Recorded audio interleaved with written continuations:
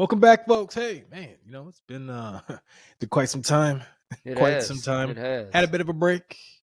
Life Had happens. Hey, it is had what to it had to is. have a bit of a break, Yeah. and I'll touch on that for half a second. I mean, obviously, our last uh, podcast that we recorded was rather somber. I had just lost my niece, so we're gonna stay away from that topic tonight. I think we did her, paid her the proper amount of honor in that respect.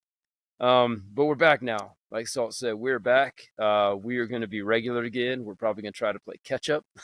So, and we're going to rapid fire We'll see. some sessions out there for you people Uh, uh, who listen to us. So for whatever so yeah, reason. man. So uh, let's just catch up for a minute, man. Like it's been a crazy, insane couple of months. Kids getting out of school, which is always entertaining. The logistics of like, oh shit, like I gotta figure out what I'm gonna do with my kids now because I'm not just dropping them off at school. And my kids do Hmm. after school, activities and care and stuff like that. So it's like, okay, I drop you off like 8 in the morning, and then I pick you up at like 5. And then we do like the sports and stuff after that. But for the most part, it's like you got a solid portion of your day where you're not, you can focus on other things, right? Whether it's a house project, a podcast with your buddy, uh, work, like normal Yeah. 9 to 5 type of stuff. Uh, so yeah, man. So the kids are out of school, so we're trying to find activities for them to do while at the same time trying to get the house in order for the summer, right? So you Yeah. know it's a busy, very busy time of year, and I look forward to these evenings because if nothing else comes out of these podcasts, I get to have a couple of whiskeys and smoke a cigar and talk about life. And so let's do that, man. What you been up to? A whole bunch of nothing. try let's not see. try not to be too inspiring right now, okay? You know what? I'm gonna say it like this. I've it's crazy that you say that because the last, I don't know, it's been months probably. I don't know. I kind of went into this year enthusiastic, motivated, and then the last couple months or so just in the tubes. Felt like absolute crap.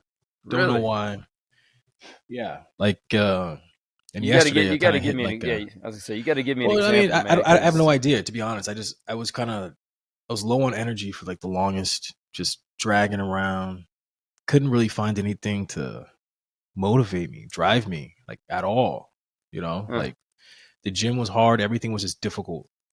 Head foggy. I'm sitting there thinking like, well, I cleaned up my diet. I thought maybe I was just needing food because I was doing intermittent fasting and whatnot. But it clicked yesterday. I was like, I'm frustrated with things. I'm like, why? Why? I was like, I don't have like a purpose. Truly don't have a purpose. As much as I do, like I really couldn't find like the reason behind why I do what I do. It was okay. just something I was just doing. I mean, is You there know what I'm is there saying? is there is there more to that, or did it? No, it's just it. It's like, for instance, same thing happened to me when I finished my masters. I Yeah. was like, now what? And then I didn't have like purpose anymore. And that's kind of like how I felt even now. It's like, well, like, what are we doing? I'm just working for the sake of working. I'm just alive and, getting older in the years, and this is just my life. So anyway, I was, for me, what do? I go to the books, I go to the books, start digging in. And then this guy was just, was saying this basically, and everybody has like their way of going about it. But I read something this guy said, and I was like, you know what? And it was essentially just kind of like, a lot of people use vision boards. This guy created like this movie, you know, and like for me, I'm not going to cook up no movie. But what I did do back in the day was like I wrote everything down. And so like I wrote down what it was that like what it like, basically kind of pointed myself, got my compass pointed in the right direction. Like I got my course right again. Mm-hmm. Like, why am I even in this position in the first place? couldn't figure out for the life of me until now. So I don't know. It kind of blew this new. I had like this new energy that kind of kicked in. Fog cleared out of my head like almost instantly. I started writing down a whole bunch of stuff that I just want to tackle over the next you know year, 5 years, 10 years. So Um, what's in the immediate? Like, would you jot down? mm, the immediate was just getting focused, I guess. Again, like the gym, I thought was like the thing, and it wasn't. Um, like now, I'm like thinking about pursuing like my doctorate. You know what I mean? I was sitting there thinking Mm. about that because like the last few years now, I've been like, I was kind of on the fence with it, but like now it's like, you know what, just do it. Like just get into a program, and just do it. So I was like, all right, but now like all of a sudden I had like this energy, this motivation. I was like, yo, let's do it. It gave me something to kind of rally behind. Um, Let like me let me let, let me ask you you this, know, because this is just I guess a me thing, right? So when I feel like there's any kind of resistance, going into something, like when I'm free, and this is I don't want this to come across as like I'm dogging on my wife, because I'm certainly not. Like, she is an incredible woman and brings so much to our relationship. But when I feel like there's resistance in doing things, like right now, she's gone. She's gone on a 9-day trip, and mhm, so I don't have anyone necessarily here. And I've told her this. Like, I don't have anyone here overthinking things to the point nothing gets done. Like, mhm, that's a problem. It is a problem, and it's a problem that we have as or in our relationship, because I want that, I'm gonna go get that, and we're just gonna do it, and we'll figure it out, mhm, right? And it's worked for me my entire life. I research just enough to know that that's the product I want, or that's the avenue I want to go, and then she gets in and just overthinks. Some might call it overcomplicating an mhm, entire process, and then to the point that I actually, and if she ever sees this, she's gonna fucking slap me in the dick, I guarantee it. But to the point that I lose my motivation to do whatever it was we were doing. It's like mhm, I don't even want to. It's so complicated right now. I can't sit here and go through all these different whatever. Like, let's just go, let's buy, and then I'll do it. Like installing new floors or whatever it may be. Like, mhm, I used to do that 20 something years ago. It's not rocket science. I can figure it out again. She's like, yeah, but like when and how and what's this and what about this and da da da da da. What if we have to like uneven serve? I'm just like,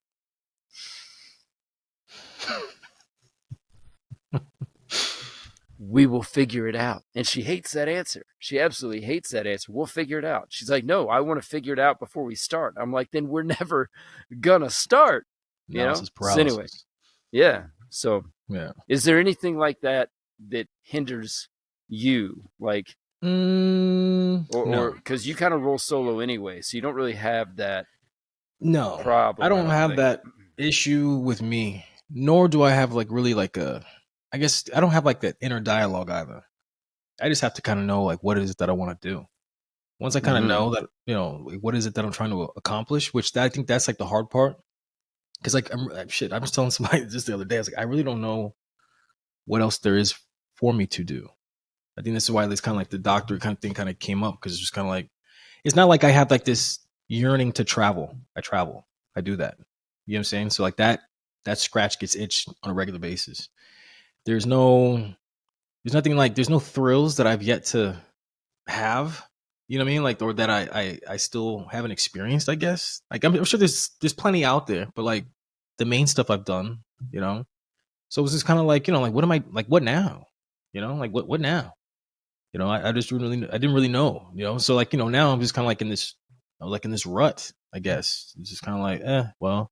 And then the thing about it is like it's hard to find the creativity. It's hard to find the drive if you don't have like the energy. And it's Mm-hmm. like I said, like my energy was like completely in the toilet. So I had to, I'm going back and changing like my diet again because I know I was eating like crap.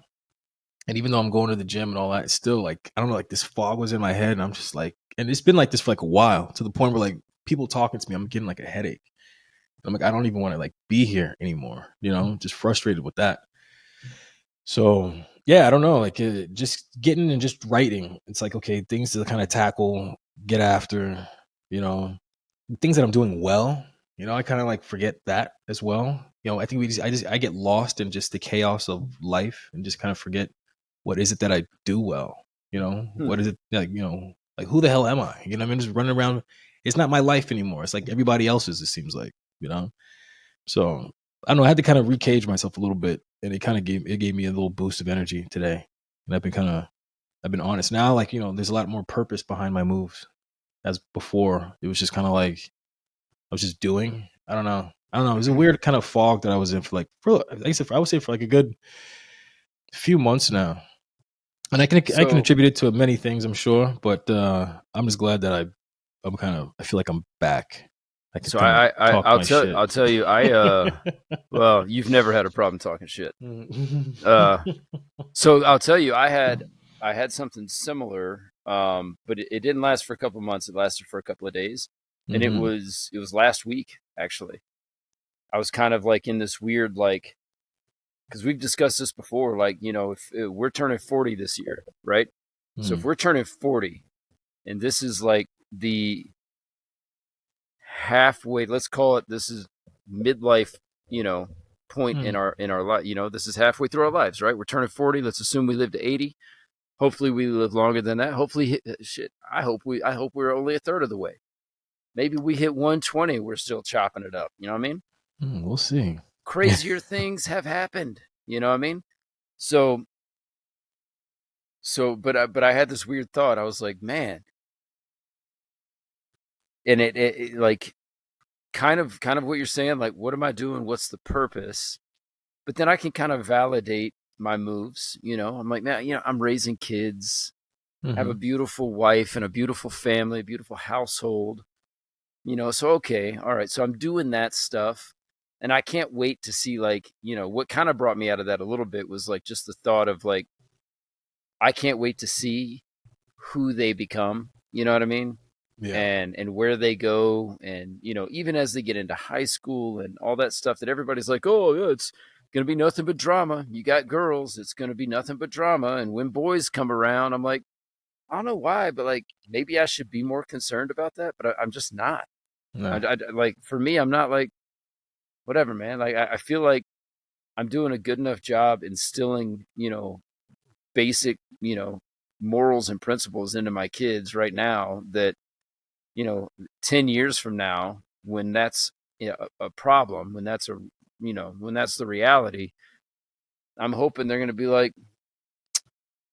this dude's kind of a douche. Pass. You know what I mean? Like, I'm not even going to have to get involved. Like, in fact, the kids are probably going to be coming to me being like, hey, yo, what's up with your daughter? Be like, I don't know, man. Check yourself. Maybe you're not good enough. Like, I mean, ask yeah. her. You know what I mean? She's very Yeah. honest, just like her mother. So, anyway, so moving out of uh, that though, I was getting into this, like what am I doing? Why am I here type of thing. And it led me down this weird rabbit hole of like thinking about death. And maybe that's partially, and again, I said I wouldn't get into it, but maybe partially because of losing my niece at such a young age and hmm. thinking like tomorrow's never promised, that whole cliche thing. But my Hmm. saying, cliches are cliches because they're true. So tomorrow's not promised, so I started thinking about my own morality, like mortality. Which one? Morality? Mortality. Mortality. That's what I knew it was mortality. I said morality anyway. My own mortality. Sorry. I try to use big words. It doesn't always work out. Sometimes though, I knock it out the park. People are like, yo, dude, have you been reading? Yeah. Yes, I have. Yes, I have. I flipped to a random page of the dictionary just this morning. You're Uh, welcome. yeah. Today's episode brought to you by the letter M for mortality. Anyway, uh, so I started thinking about it and I got scared for a second. I was like, fuck, like everyone has to die. Absolutely. How is that? And I've never thought about it before, which is crazy to think about. Like I've thought about, with our particular profession, that we share, that we haven't shared necessarily, but that we share a little bit, like uh just at any point in time, things could go wrong, and that's game over. Cruising down the road, things go wrong, game over. And I was like, not only like how am I gonna die, but like what am I gonna be thinking? You know what I mean? Like Hmm. so many people you hear about, they're like, oh, I've had a great life, I'm ready to go. Like, how do you get to that point mentally? Like, what do you have to achieve? You know what I mean? Like, you have to imagine people who die scared have a lot of regret or Yeah. guilt or both, you know? Yeah. But people who are sitting there with a smile on their face, like, hey, like religious folks, they're like, hey, when the good Lord takes me home, I'm Sure. ready to go. I've had a good life. Like, what got them to that point? I think about it all the time. And that's part of the reason why I get frustrated all the time. Because I'm like, yo, you're wasting time.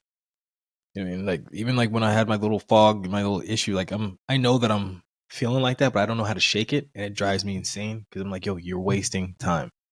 Yeah. You know what I mean? I think about this all the time.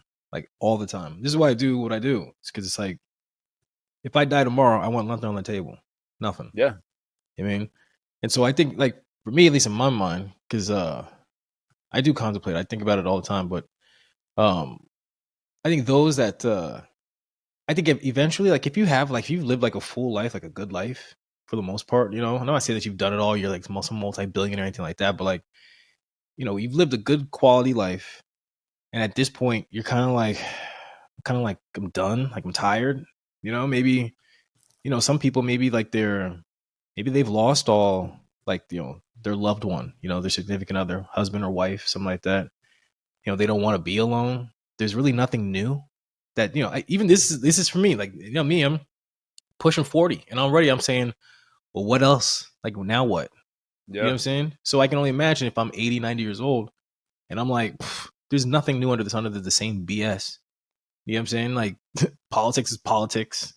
Young people are still being who they are, running around. You know what I'm saying? Like, there's no, what now is supposed to excite you at that age?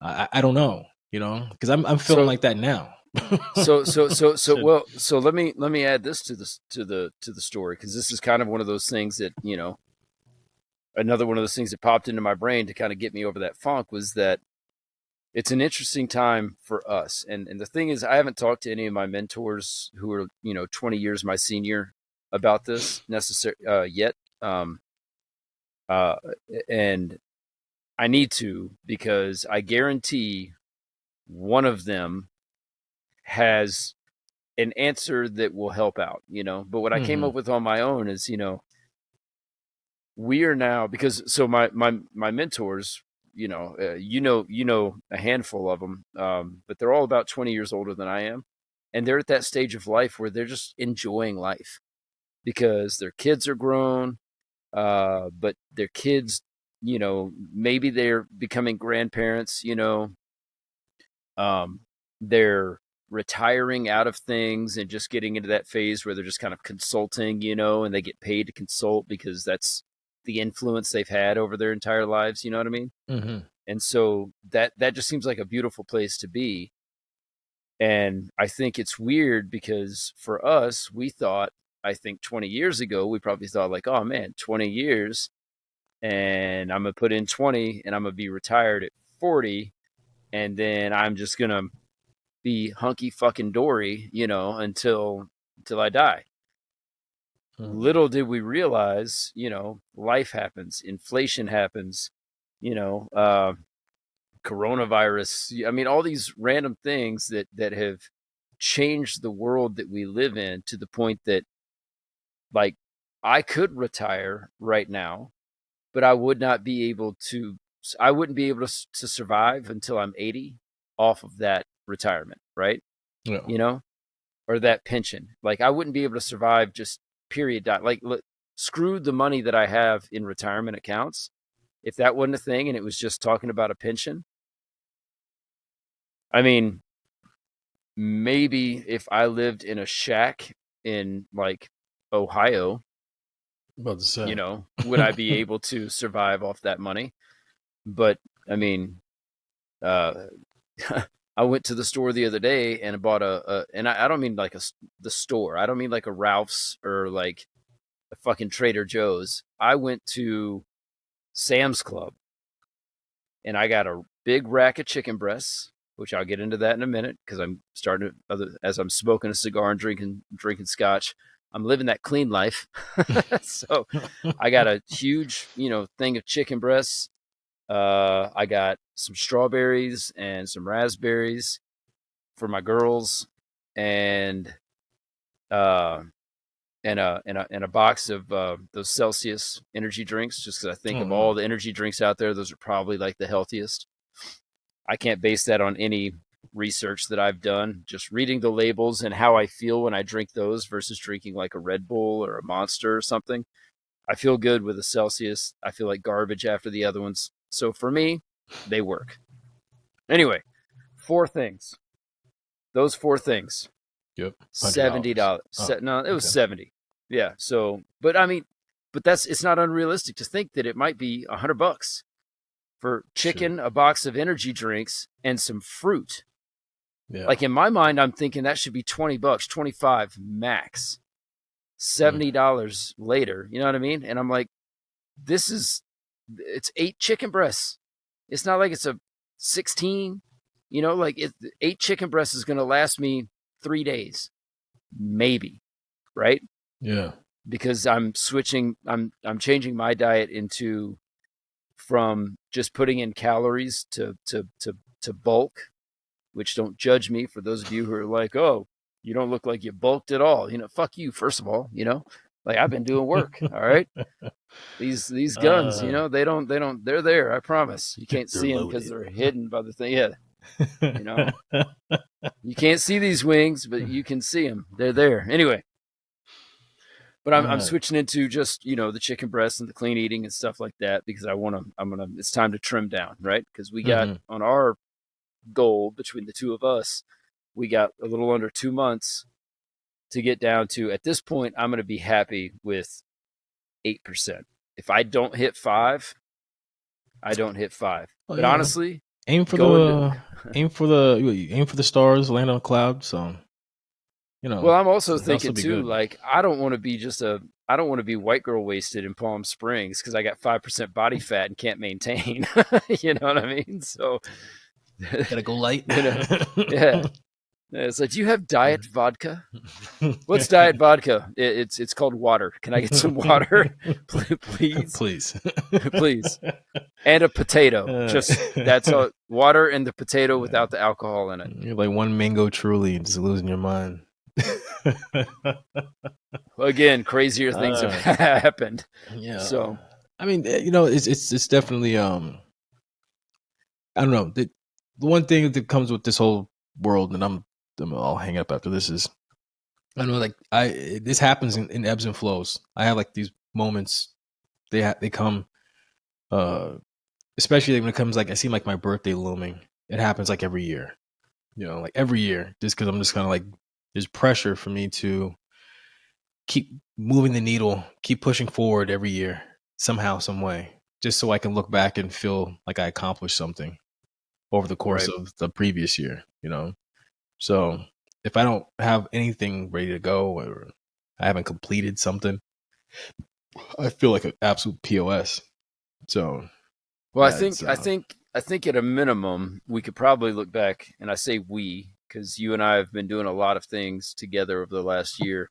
I think we can look back over the last year of our lives going into our 40th birthday and know that we've certainly done things we've never done before. We've set new goals for ourselves. I mean, the podcast is a huge, I would probably say it's number 1 on that list of accomplishments because we've talked about it. And we talked about this on episode 1. We talked about doing this for 5 years? Mm-hmm. And then finally pulled the trigger. And we started it, we've had some hiccups and some speed bumps along the way. But we're still doing it. Right. And so again, if it never comes to anything or amounts to anything, our children and our children's children and so on and so forth will have a living diary that they can go back and be like, man, these were our dads. These were our grandfathers. These were our great grandfathers. And the cool thing about technology, And what we're doing is we're putting this stuff on YouTube and other, platforms, and it's there forever, You know, you it's, know? it's gonna be nuts. It's gonna be like, fast forward 30 years or so, and it's like, man, like right now, whatever life is doing, Hmm. however we feel, uh, 30 years from now, we're gonna be like, little did we know. We're like in the prime of Right. our lives. Because I mean, I think about that even now. I think about that because some of my boys will send me pictures from like when I was 19, 20, 22. And I'm just thinking of like in me going back to that point. I'm like, God, it was such like I remember it being difficult, but like the responsibility that I had back then was like minimal compared to like how I feel now. But then like fast forward 30 years from now, it's just kind of like, man, you were like in prime time. Like life wasn't that difficult, but it's hard to, when you're in the middle of the storm, you can't really see what's really happening, Yeah. around you. And that's kind of like where I try to like really, really see and enjoy life as is and don't get caught up in the crazy, which is why it's like I got to keep pushing. This is like, Yeah. even when I do feel like whatever kind of fog or whatever hits me, I'm like, you know what? It's temporary, which indeed it was. And it's not like I was. The thing is, let's just be clear. I wasn't walking around like Debbie Downer, the little blue girl from that movie Inside Out. You know what I mean, the little sad one. That wasn't me. That was not me. The last couple months, it was just like there was just like this weird kind of like I just felt off. I mean, because I was still traveling, I was still doing all these different things, having a blast. Don't get me wrong. Something just felt off, and I couldn't really pinpoint it, and I really didn't understand what it was. Like I was like, why do I? Right. What is going on? So I'm thinking like, some of the supplements. So I got rid of all my supplements, stopped taking them, thinking that they're Really? jacking me up. Yeah, like I'm just I got like I haven't really even been doing protein. I got rid of all that crap. I cleaned out my system, and I was like, yo, like I'm still kind of like off. And then even so, like part of the solution too was getting rid of people. There's like I've had to come. I was like come to grips like, you know what? It wasn't necessarily me. It's just that they had the wrong people in my life. Little did I know they're part of the problem. And then instantly when I was like kind of made peace with the fact that I need to move on, oh, big burden off my shoulders, just like that. Boom. So I don't have to deal with that anymore. Well, Outstanding. as You much know. as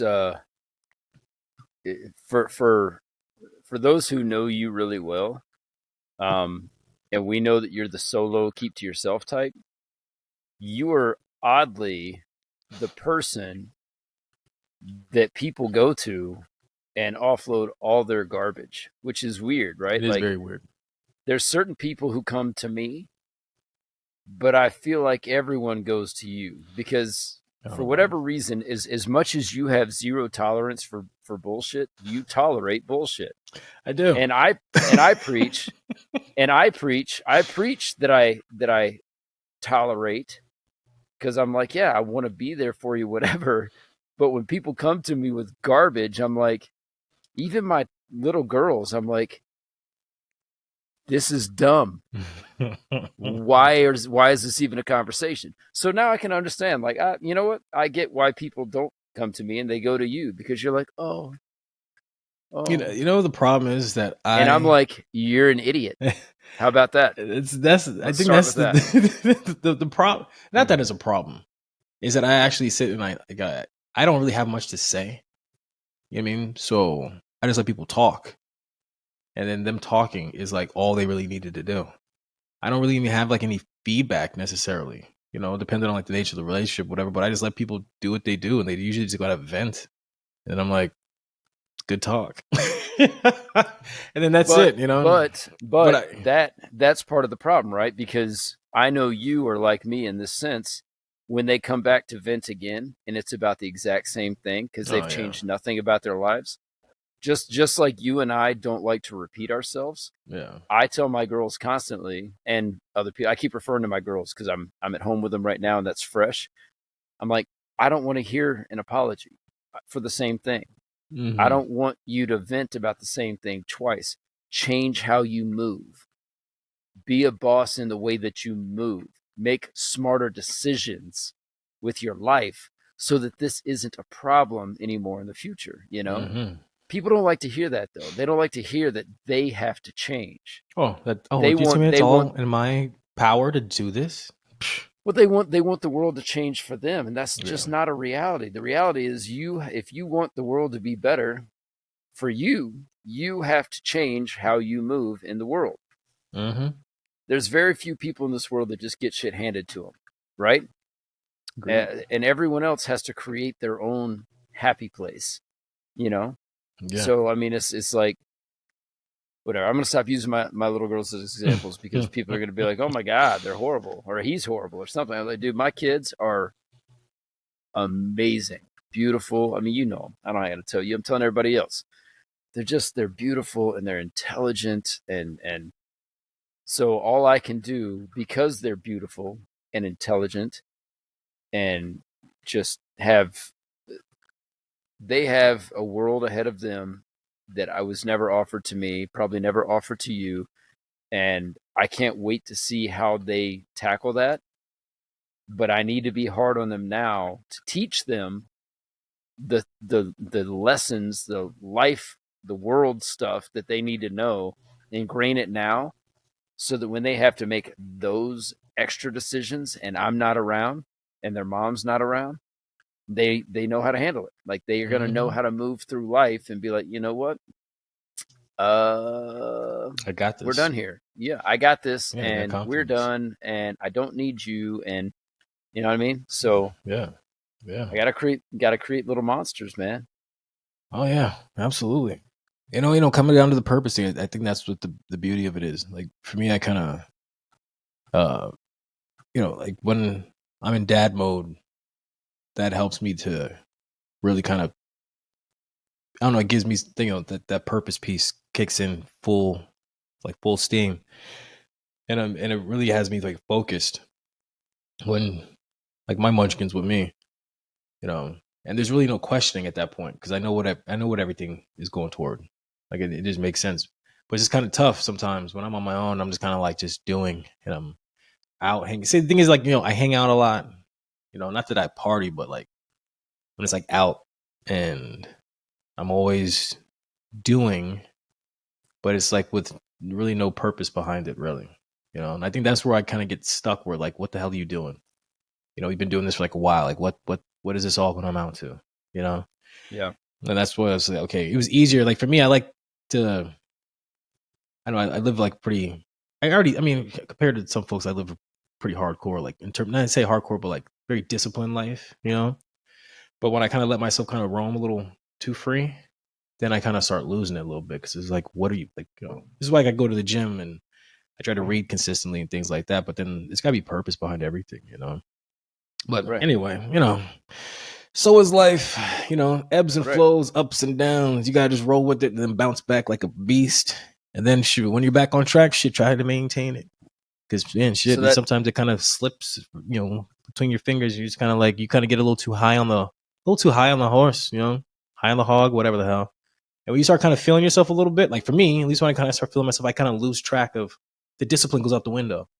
Once the discipline goes out the window, then it's just kind of like, oh, okay, well, it's good. Like I don't really need that. Like it's cool. 1 day, 2 day, 1 week, 2 months, and next I'm kind of like, how did I get here? well, no, I mean you're absolutely right, dude. And I'll circle back on that whole age period of life that we're in right now. But dude, I will excuse me. I will openly admit, daily, constantly, hourly, minute to minute, as I go through my day, and it could be anything. There's some dishes that need to be done. There's some laundry that needs to get washed. The dogs need to get walked. Something needs to get cleaned up. There's a paper that I have to write. There's a project that I have to finish, whatever it is. And I'm just like, my initial thoughts for whatever and this is something I've probably have never shared with anybody, but I'm just going to get it out there now. I struggle with the execution constantly, but how I combat that struggle, because my immediate thought of is, God, that seems like a lot of work, Mm-hmm. whatever it is. And so immediately, the first thing that I think to myself, as soon as I'm like, God, that's a lot of work, I'm like, don't be fucking lazy. And then I Yeah. dive in, and the crazy thing is, as soon as I'm done, I feel so proud Oh. And I mean, there's certainly some relief that it's done, Mhm. but there's also this sense of pride that comes with it of like, Job well especially done. like when I'm, on the civilian side with my work there, when I knock something out of the park, I'm just like, because the people that I work for, Mhm. big brains. I probably have no business being involved in that, but I am for whatever reason, and they love me and they trust me, and so when I dive into something like that, I'm like, God, this is gonna be a lot of work. But as soon as I dive in, and then I finish and I see the end result, and I pass it out, I push it out, and then I get the feedback and stuff like that. You know what? This would be a great point in this conversation to say for anyone who's listening who thinks that uh, they're afraid of, I guess, receiving negative criticism or criticism at all. Knock that off. Knock it off. Right? Like if you sit down and you pour your heart and soul into something, and you're like, oh man, this is perfect. It's perfect. There's no way anybody's going to have anything to say about it. You're wrong. People are always going to have something to say about it because people are different. They think differently. They have different experiences. They have different educational backgrounds, whatever it may be that leads them to go down a road where they're like, well, let's change this. And a Mhm. lot of times, I don't know if you ever watched Californication with David Duchovny, Mhm. but at one point his daughter starts dating this young writer, and it took a while for David Duchovny to get on board with the fact that his daughter was dating this guy because the guy seemed like a douchebag. Then of course the cliche thing is everybody said yeah, but he's just like you. Of course, David Duchovny's like, fuck that, no he's not. Anyway, he learns to love the kid, and the kid has a screenplay. And so David Duchovny, as an established writer in Californication, finally goes, okay, I'll read it. He reads it and he comes back to the guy and the kid's like, so what'd you think? He goes, honestly, he's like, yes, honestly, give it to me, pure, unfiltered, just raw. Let's go. And David Duchovny goes, okay, it was good, but where the fuck do you even fade in, right? Because fading in on that, like that's the first step, right? You've got like your title, you Mhm. fade in, and then you go into the screenplay. And I just thought, I was like, you know what? That's great. It's a great symbolism for a lot of people in their life. Like you can work on something really hard, and if the title is the first thing on the page for whatever it is we're talking about, someone's going to go, the title doesn't make sense. Something's off. Don't Yeah. It's Yeah, not don't perfect. take that and let it ruin your fucking day. Just go, okay. I'll fix it. Because now they're invested, right? They took the time. Look at the positive side of it. They took the time to dedicate to you, and now they're giving you additional time to perfect what you've done, help you perfect it. And guess what? Next time you won't make those mistakes. You'll Mhm. make different ones, but you'll continue to learn and continue to grow until you are them 20 years later, if you see where I'm going with this, and you're the person going, hey, where the fuck do you fade in? Right? Mhm. So take it all in stride, man, and just learn from it. Don't get butt hurt when people tell you, like, hey, you thought you did good, but it's not that great. But I'm going to help you get to great. Yeah. So we're now at that age where we still have to learn. And it's weird because we're not only the mentees, yeah, I'm sorry, we're not only we're not only being mentored, we are mentors Mhm. to to us 20 years ago. Now we've got these 19, 20-year olds coming up to us and they're like, oh man, Salt and Papa, they got life figured out. Well, they don't see or hear the conversations that you and I have behind closed doors where we're like, what the fuck are we doing?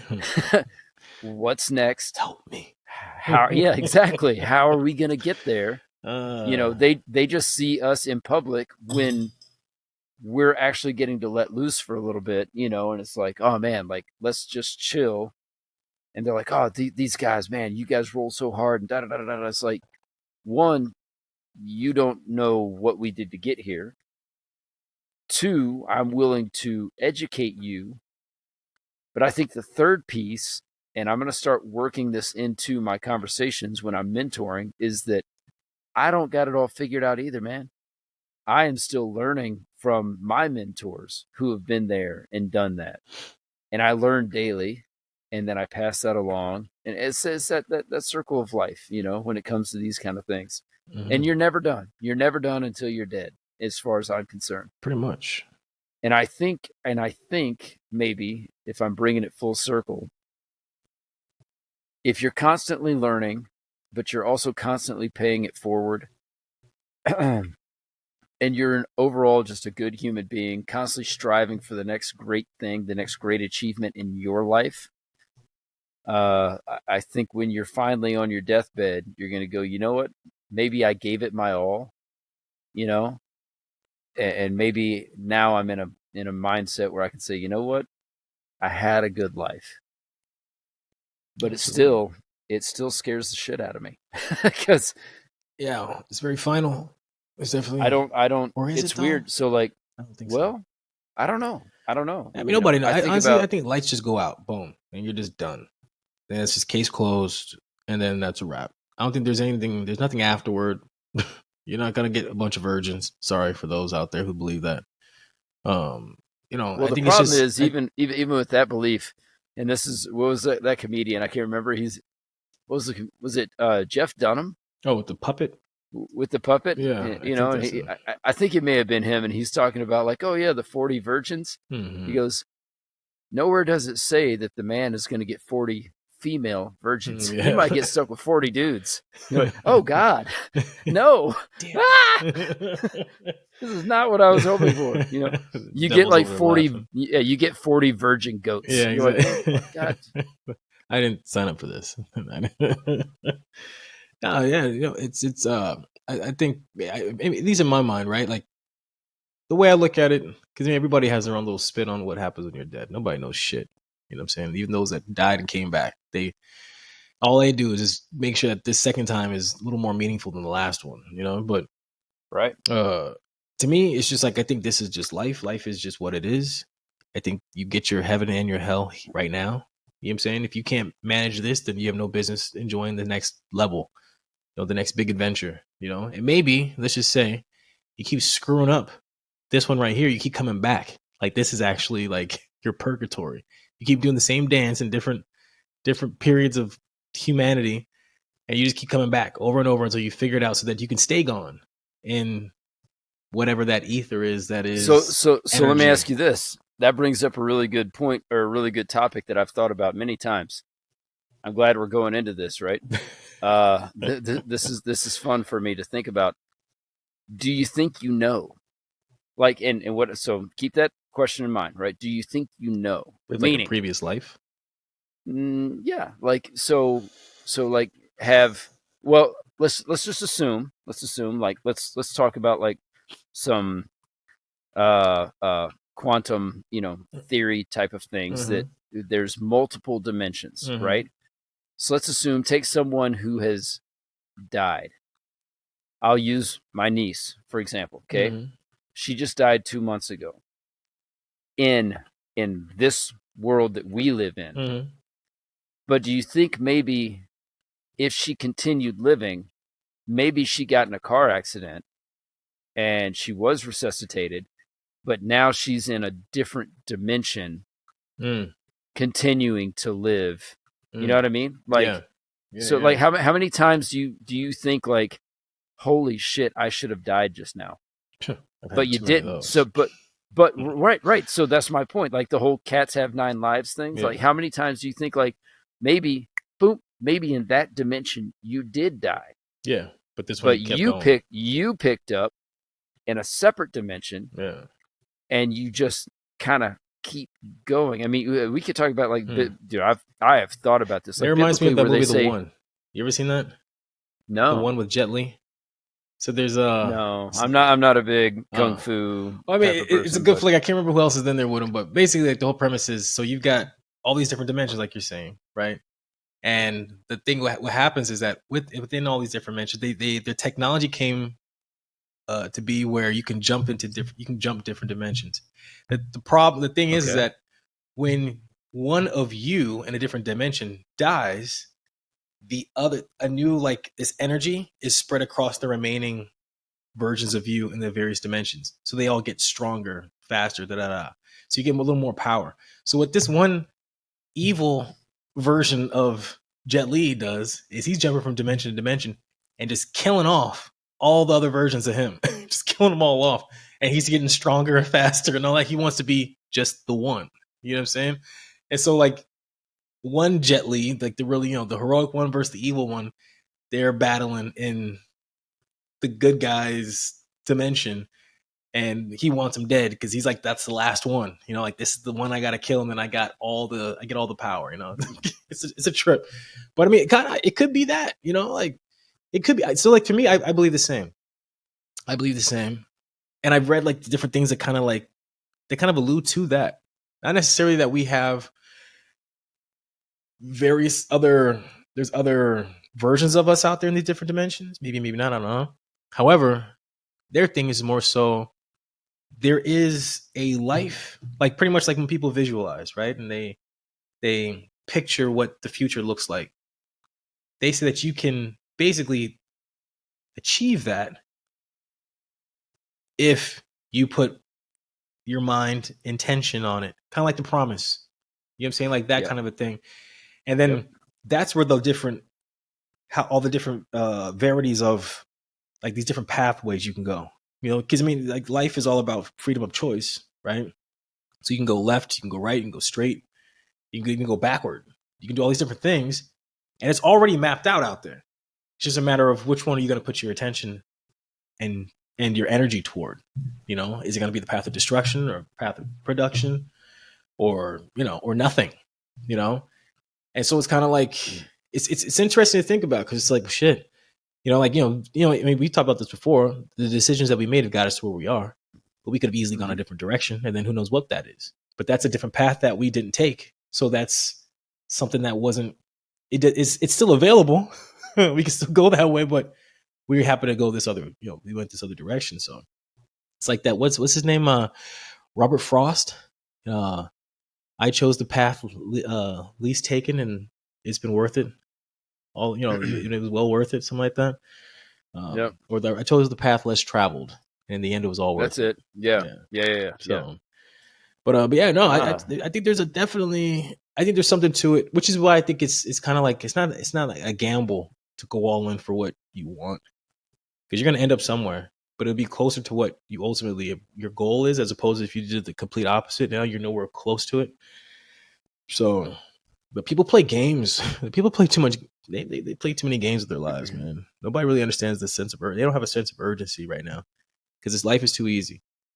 And, so granted, I say it's easy, but everybody's suicidal these days. So, so let me bring this into it too, because I mean, you think about that, and I just think about all the people who you maybe didn't even know directly, just all the whatever. You just take celebrities who have died, and you're like, oh man, like if that's the case, and they're still alive in another dimension, how many different levels are there? You know what I mean? I mean, we're talking about millions on millions of levels. And at some point, with that complexity being what it is, and again, I'm not a super religious person, but I certainly take as much as I can from different religious, preachings and doctrine and stuff like that to kind of create, this mindset that I have.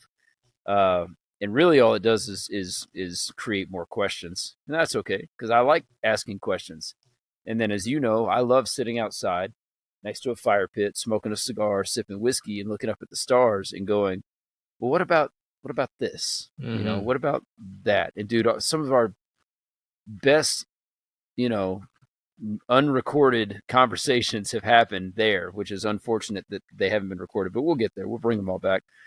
But it almost, and I have a couple of family members who would be like, no, 100% there is a God, because otherwise, how did this all come to be? Right? That whole, life's great question is, was it by accident? Was it by grand design? Like, what is the purpose of life? So fuck just what is our purpose right now, and how do we make the best out of our lives those questions start to seem kind of easy when you think about the grander scale of what is this?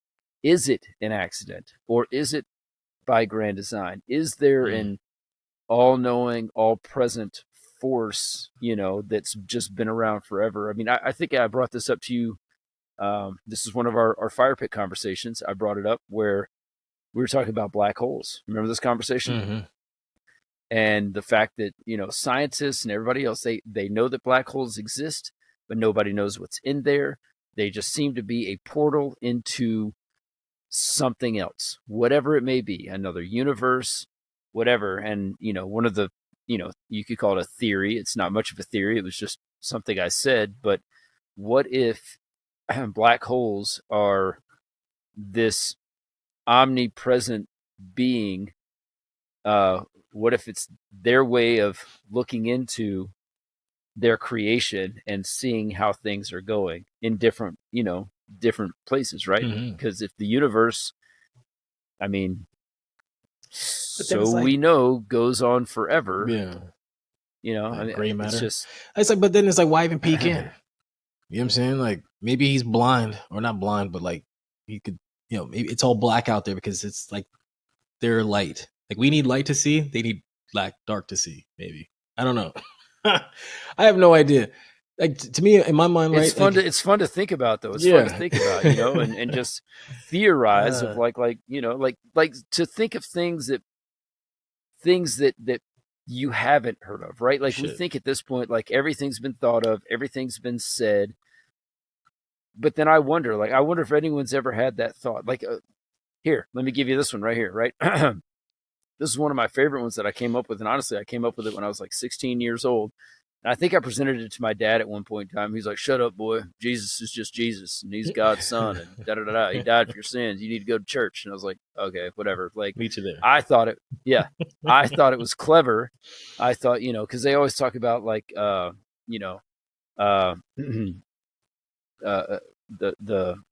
Antichrist.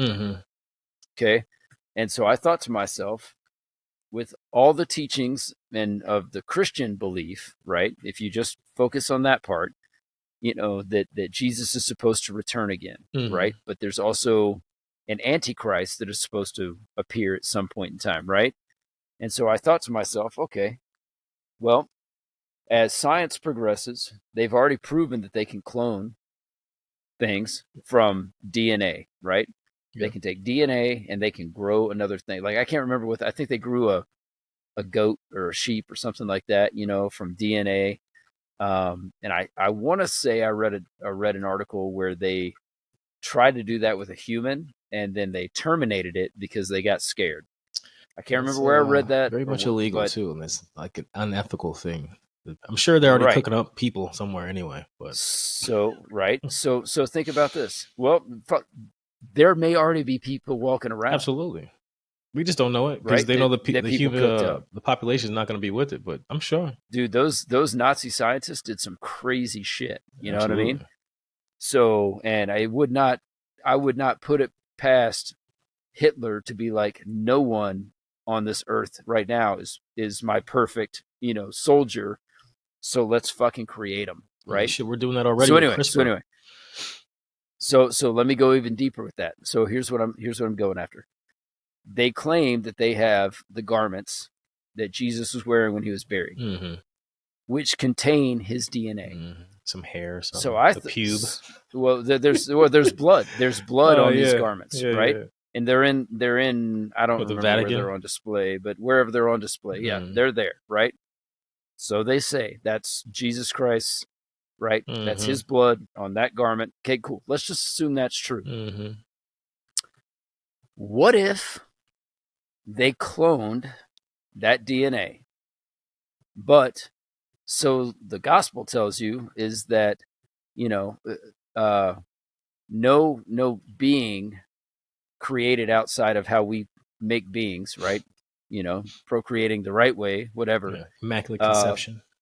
Gets the opportunity to have a spirit or whatever put in them. I can't remember the exact terms. I was more versed in it back in the day, but by God, right? God, boom, puts a spirit in you. You have a soul, into things. That's how you're connected, whatever. Well, if you clone something, that process doesn't happen. Mm-mm. So if you believe in Satan, what if Satan is able to occupy that body, Empty vessel. and that cloned empty vessel of Christ gets occupied by Satan, and he comes back and is the Antichrist? Indeed. Right? Yeah. And so this is something that I pitched a long time ago, and some people are like, I'll just say Shane, you know who I'm talking about. Mm-hmm. He was like, holy fuck, you just scared the shit out of me. And I was like, well, I didn't mean to, but this is how I think. Yeah. Like, what if that's how the Antichrist comes to be? You know what I mean? So everyone's like, they're all thinking initially, yeah, Jesus has come back. But what you don't know, following the wrong guy. You're following the wrong guy. Yeah. Right? Before the rapture and all these things actually happen, He's wrecking shop. Yeah, exactly. I mean, so it could be. I mean, it could be. I mean, I just saw some. I'll have to send it to you later. Some wild stuff somebody sent me. But yeah, no. I mean, I have no idea when it comes to any of that. I don't really put a whole lot of stock into that. Me personally. However, well, I mean, honestly, who has time to do that? But these are just thoughts that I have. A lot of people listen. They're like, "Well, he's gonna come back any minute now because the LGBTQ community is out of control." It's like, I don't think that's gonna be enough. LGBTQ. Oh, plus. I apologize. I think there's another one in there too, but I forget. I think it's an A. I think there's an A in there, but I don't know. For fucking assholes or what? See, you took it there. I have no idea. Are they? They're fine. They're finally including us in the alphabet, people. Possibly, assholes? possibly. Yeah. But no, I mean, I think B stands for bastard, right? Because I got that. That's me. Yeah. They're like, sir, no, you are no longer part of this community. I was born without a daddy. You know what I mean? Shit. I don't know. I think for me, in my mind, the way I look at it, right, like the whole point, at least for me, you have to give yourself your own purpose. Because if you wait for someone to give it to you, you're probably not gonna ever get it. Unless maybe your parents told you, like, you will be a doctor, you will do this, But I think the longer you're around, you kind of figure out like what it is that you want to do in this world on some level in terms of how you want to have an impact, if at all, But like I think when you're dead, I think all the questions just go away. You just kind of get the answer. You get you get the answer key. It's like now it's like oh, black hole. Oh, it's just nothing but a it's a space toilet. Oh shit, that's okay. Just sucks planets down and they just disappear. Who knows? I don't know. But I don't think it's just like at that point you're just kind of like, huh? It's not. And you know what's so crazy? I bet you that like this isn't. We overthink the hell out of this, like we humans tend to do every damn thing. But there's somebody out there like right now, like in this life, that knows exactly what this is about, and they're just like, you guys are just doing it wrong. But we would never ever listen to this person because you'd be like, you're dumb. His no. His name is Elon Musk, and he does. He knows it all. Holy shit! I mean, it doesn't have to be this hard, but we make it hard, or it's just by design to be hard, almost just one big experiment just to see who's gonna be able to rise up out of this. We see it in all these movies, right? There's some truth to that. I think you just kind of put people through the paces, almost like a Hunger Games, just to see who's gonna win. And then it's like, okay, well, you survived. You've got the medal to do it. I don't know.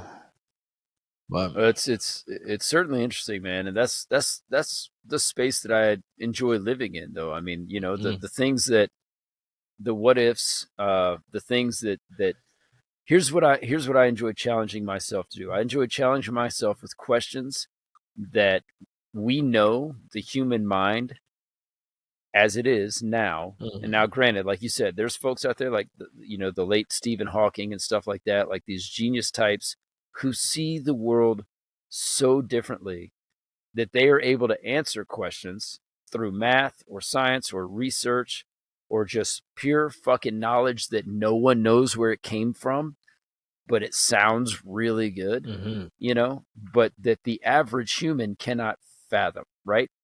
Time and space, right? So the average human can't fathom the lack of time and space, to think that, whatever it is, And honestly, this is one of those things, right? I mean, we talk about the Big Bang, Mm-hmm. but even with the Big Bang, that means even if that theory is true, something had to exist before that Maybe. to make. No, it had to for the Big Mm-hmm. Bang to Who happen. says so? Something like I say, I'm saying it right now. Because the thing is, and this is where I guess people you go down this rabbit hole. Like, what was that thing that started that thing? When Right. that two, what was that catalyst? That was, if we think about it as in terms of this was just some blank white piece of paper, you had to start drawing some lines to create this masterpiece. Like, what was that thing, the catalyst that took billions and billions of, basically a number I can't even fathom, types of numbers of years to get us where we are now? And then once again, what is the purpose of this? You go back to like some Tower of Babel type stuff, and what are we all gonna eventually become one big race again? Only for it to just be like, and we go back to square one. Like, how many times have we ran this cycle, this whole simulation, almost like the Matrix? The You know what I'm Matrix, saying? yes. How Yeah, many yeah, times have we yeah, run yeah. it? That we're doing the same stuff. Like, we've been here before. Like, I mean, so And then, like what you were talking about, like well, in terms then, of like the like time piece, right? So I think the constraint of time limits our thinking, our capability to think beyond that, because we're stuck to a 24-hour clock, a 12-month calendar, and we can't think beyond that. It's just like, oh my god, like how can it possibly be? Da da da.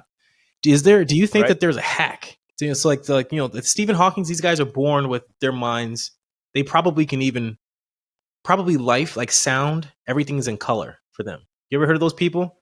Where like everything is turns, like when they hear something, they taste something, it turns into colors in their heads. You know what I'm saying? Like different kinds of brain. Music. I've heard that about musical notes. Yes, and it's Yeah. like a C chord is like a purple, and it's just like exploding colors in there. I'm like, that's wild. But Yep. is there a hack to get to that point? And I asked this because I was talking to this guy the other day who, and I've heard these different stories where people, they go from like normal Joe schmoes, conventional thinking, like we do, or not like we do, like how people are, and then they do psychedelics, and then it just explodes their mind to like this whole different, like now they're seeing in color, like they went from black and white to color, and I wonder if like that Well, and is. call me a pussy, but the only reason, other than our occupation, Mhm. outside of this and the other things that we do, our occupation doesn't allow for us to do that stuff. Yeah, The big fear for me is the horror stories of the folks that go and do that stuff and never come back. man. Now, they never come back to that state of presence that everyone knew them to be. Hmm. Exactly. But maybe their physical body's here, their mental body's not, according to our judgment. But maybe they're off, like, They're doing it the right way. you know what I mean?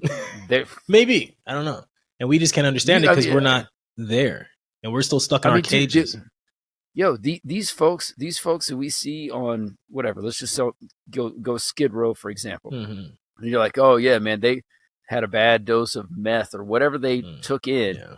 and now they're gone forever, and they're standing on the street corner looking like a bum, and they're speaking to somebody, but there's nobody there. Mm-hmm. They could be fucking talking to God, you know what I mean? Just chopping it up, having a great conversation, and we're like, that person's, He's out of his oh, mind. that poor person, he's out of his mind, he needs help, he's mental, da da da da, like, Mm-hmm. or are we the ones who just don't fucking see it? Yeah, maybe he's free. It makes you wonder. I just got chills. You said that. So did I. I got the pimples everywhere. Holy shit! Because it makes you wonder. Like, now, granted, some of those folks that are like really doing bad. Now, granted, I've always said that if I was gonna go like that route, I just don't want to do like that super hard stuff, like heroin. Heroin, that's like a monkey on your back. You can't get off. You can't shake that.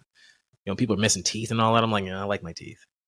When folks are mixing things up in the kitchen sink, you know what I mean? Like, that's the stuff that I'm like, stuff. I'm not trying to smoke Clorox. Yeah. You know what I mean? Or pop a Tide Pod. But right. Yeah. But the things that come naturally from the earth, I mean, like the Indians, Absolutely. right? Dot, Ayahuasca. not feather. ayahuasca, like Peyote. come peyote, like it comes from the earth. Absolutely.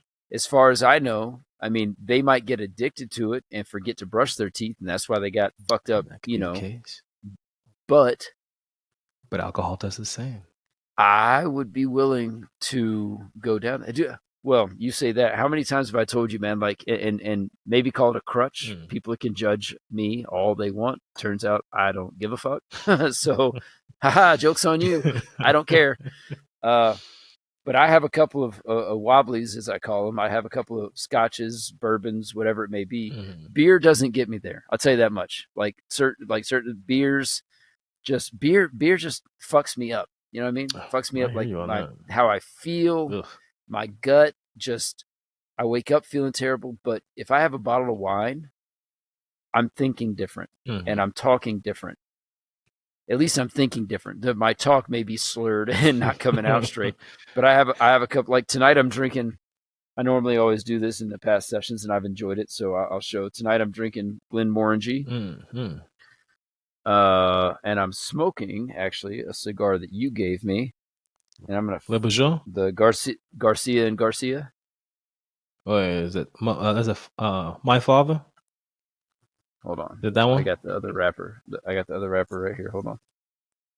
It is the Lavajon. Yeah, the 1922. Yeah. So I smoke this. This comes from the earth.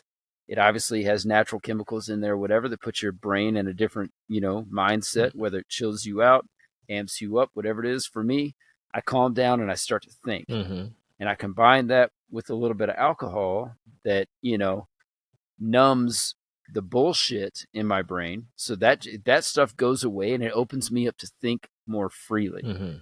Now, obviously, as we've all experienced at some point in time in our life, you have one too many wobblies, and then you go dark and you forget everything. Right. Well, you're wobbly, but you go dark, right? Yeah.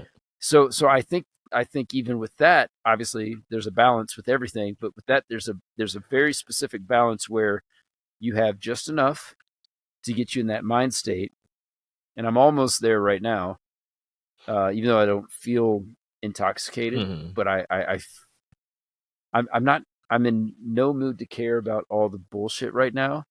I'm just enjoying the conversation, and we're getting more philosophical, and like that's where I love being there. It's relaxed. The downside of that, and I will do everything I can to not bring up certain people in my life who shame me for my goings-ons sometimes. But the downside of that is that when I'm not this way, I crave being this way. And some people would be like, oh, well, you're addicted. Oh, you're an alcoholic. Oh, you have this, whatever. I'm like, no, like I'm more tolerant when I'm right here. I think more clearly when I'm right here. You know what I mean? And when I'm not right here, I'm like,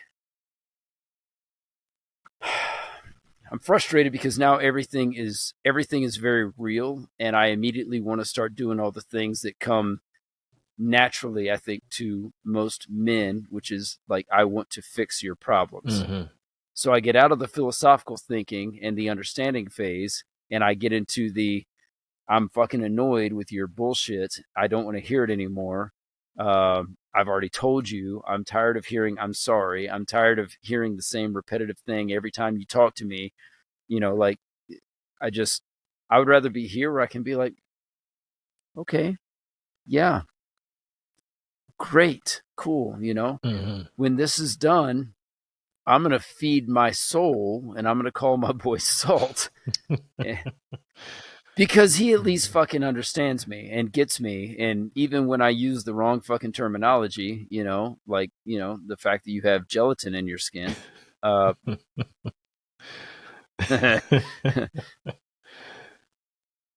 we roll with it and we go other places. But anyway, it's, I don't know. There's methods. I think there's definitely ways to get there.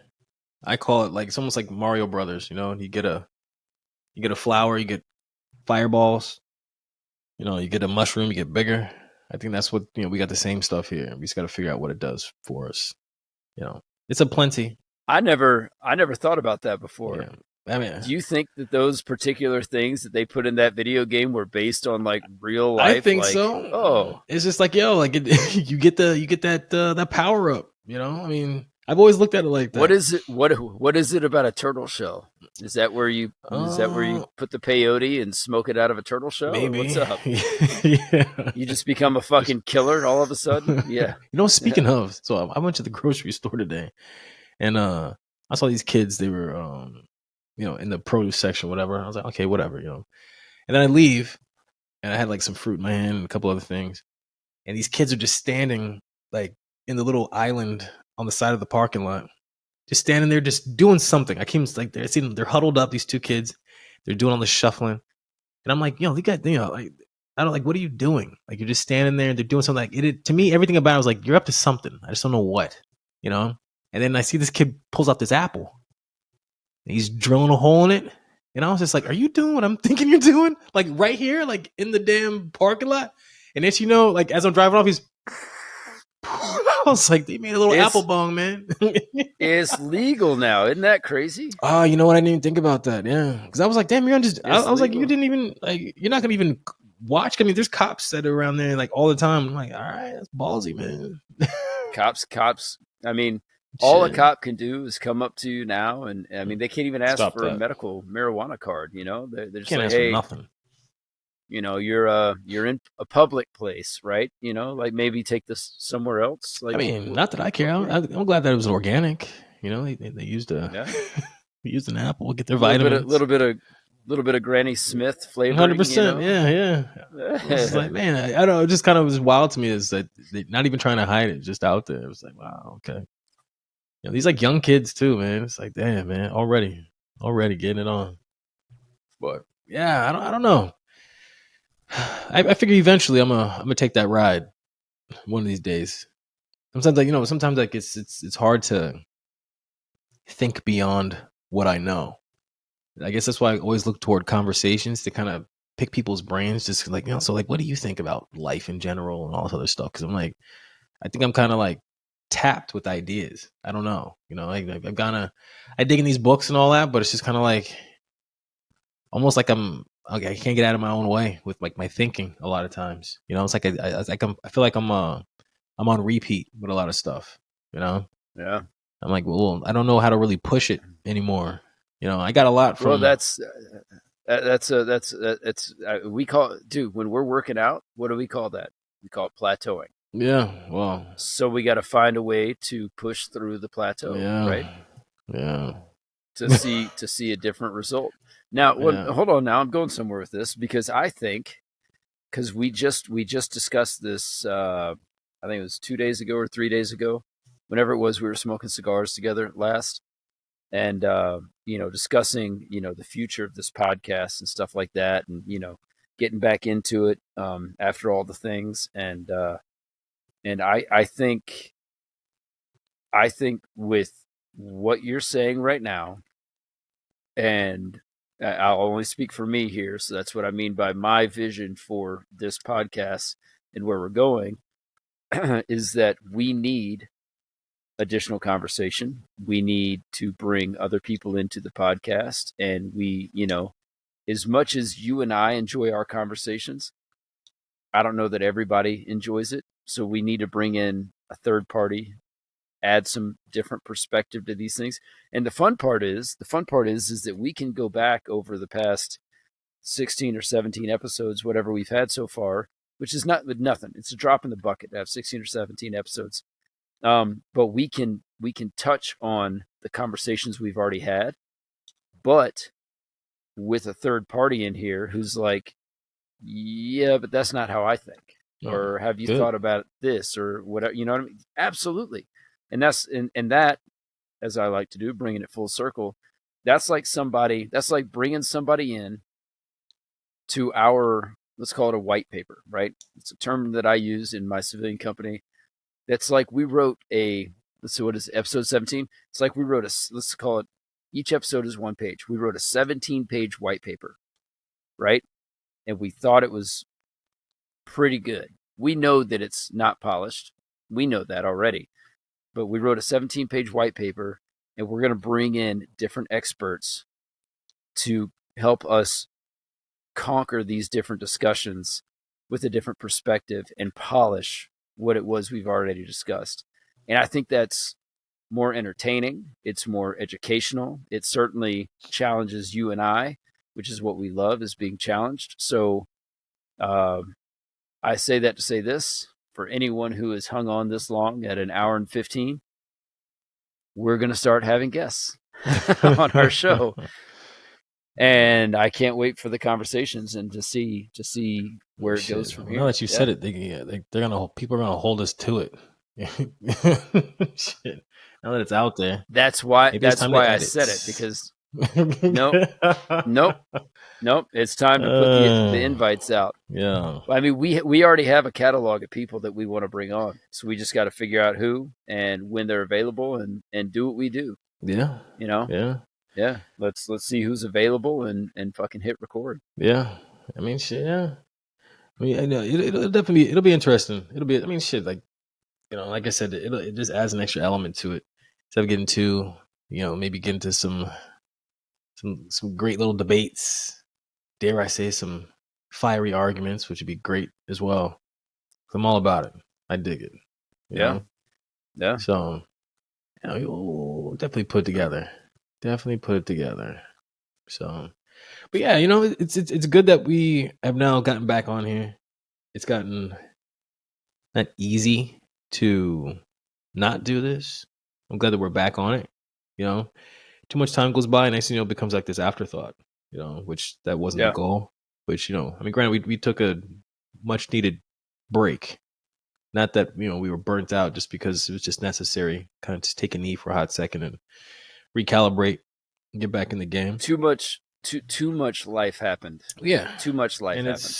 That's how I look at it. It's gonna happen. For never sure. Never did I ever think we weren't coming back to it. In fact, that was my biggest fear. And I'll say this to you honestly right now. My biggest fear was me telling you whatever it was, like I said a few nights ago, like, hey, I think I sent you a text, like, we need to dive back in. We need to get after this again. And my biggest fear was you going,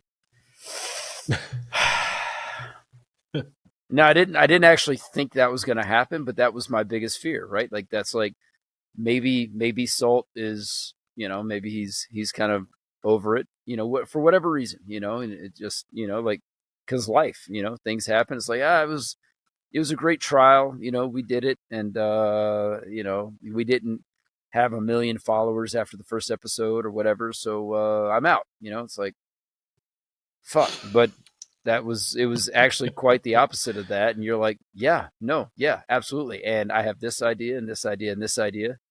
And of course we have the Cruxmen as a brand that we want to, do things with. So, nah, man, we're back. And I'm telling you what, man, I'm putting it out in the universe right now. We're not going away. This is here. It's here to stay. And there are bigger things that are come from it. I don't give a fuck whether they're monetary or not. Like, that would be cool. But at a minimum, we're going to leave our mark on this world, and we're going to leave a living diary at the very end. And honestly, I hope 30 years from now, I'm serious, man. I hope 30 years from now, when I look old as fuck and you still look the same, and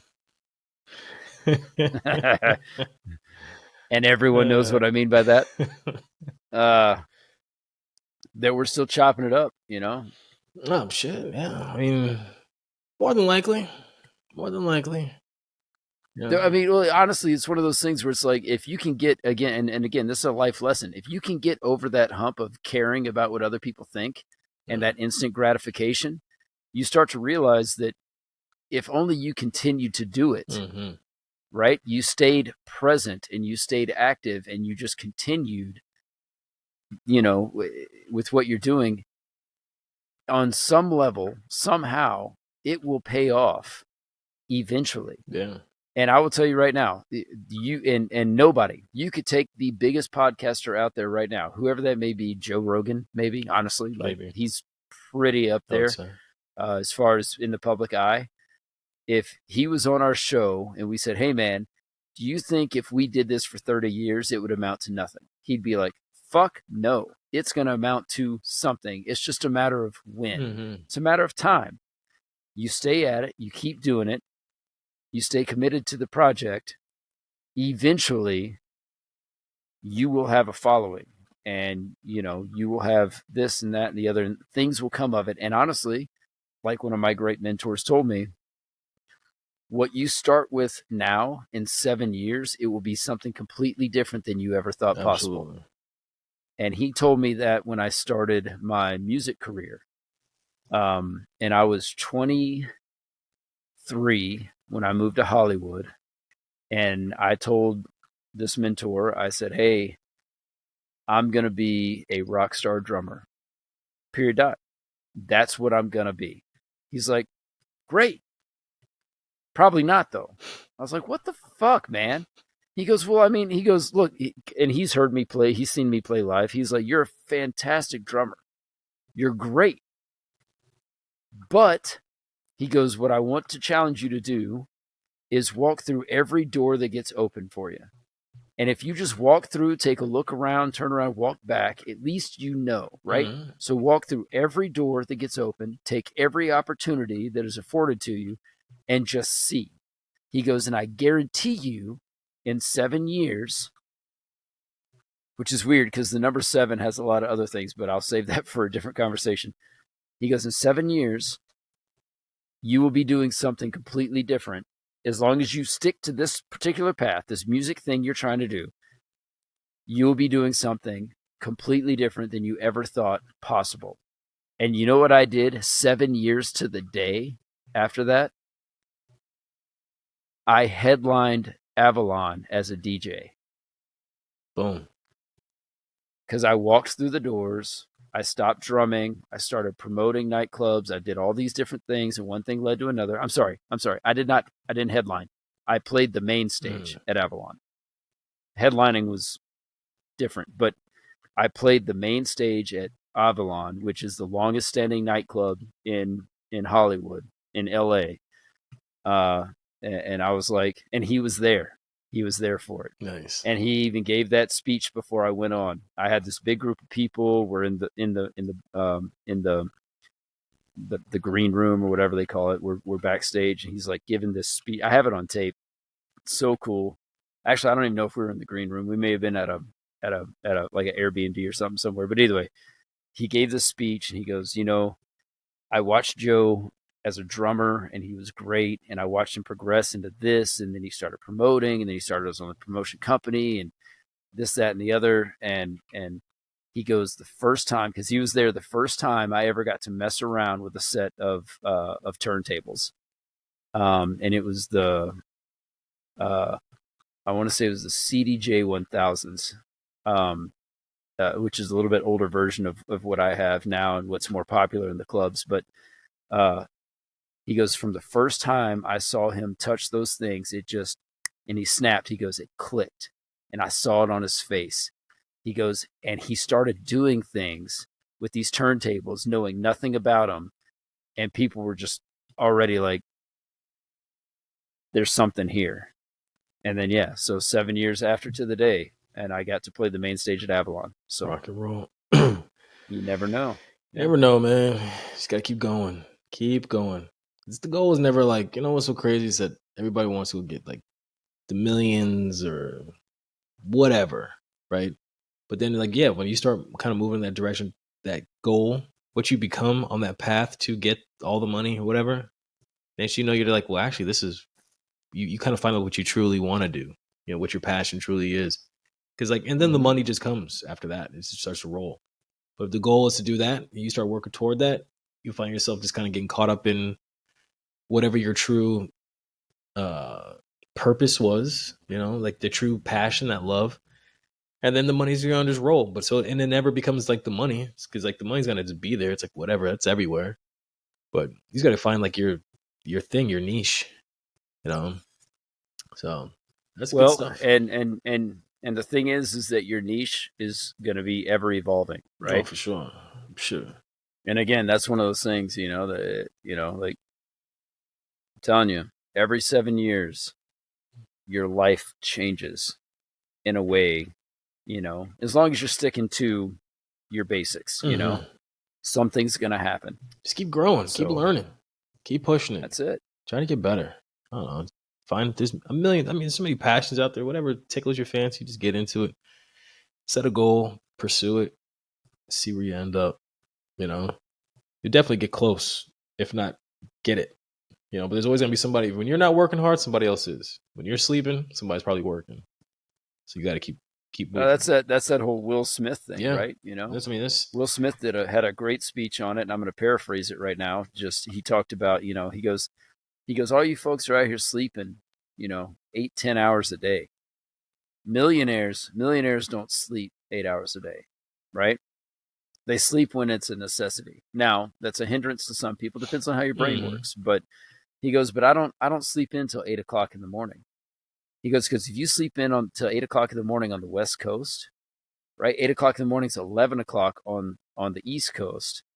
And those people have probably been up since 6, right?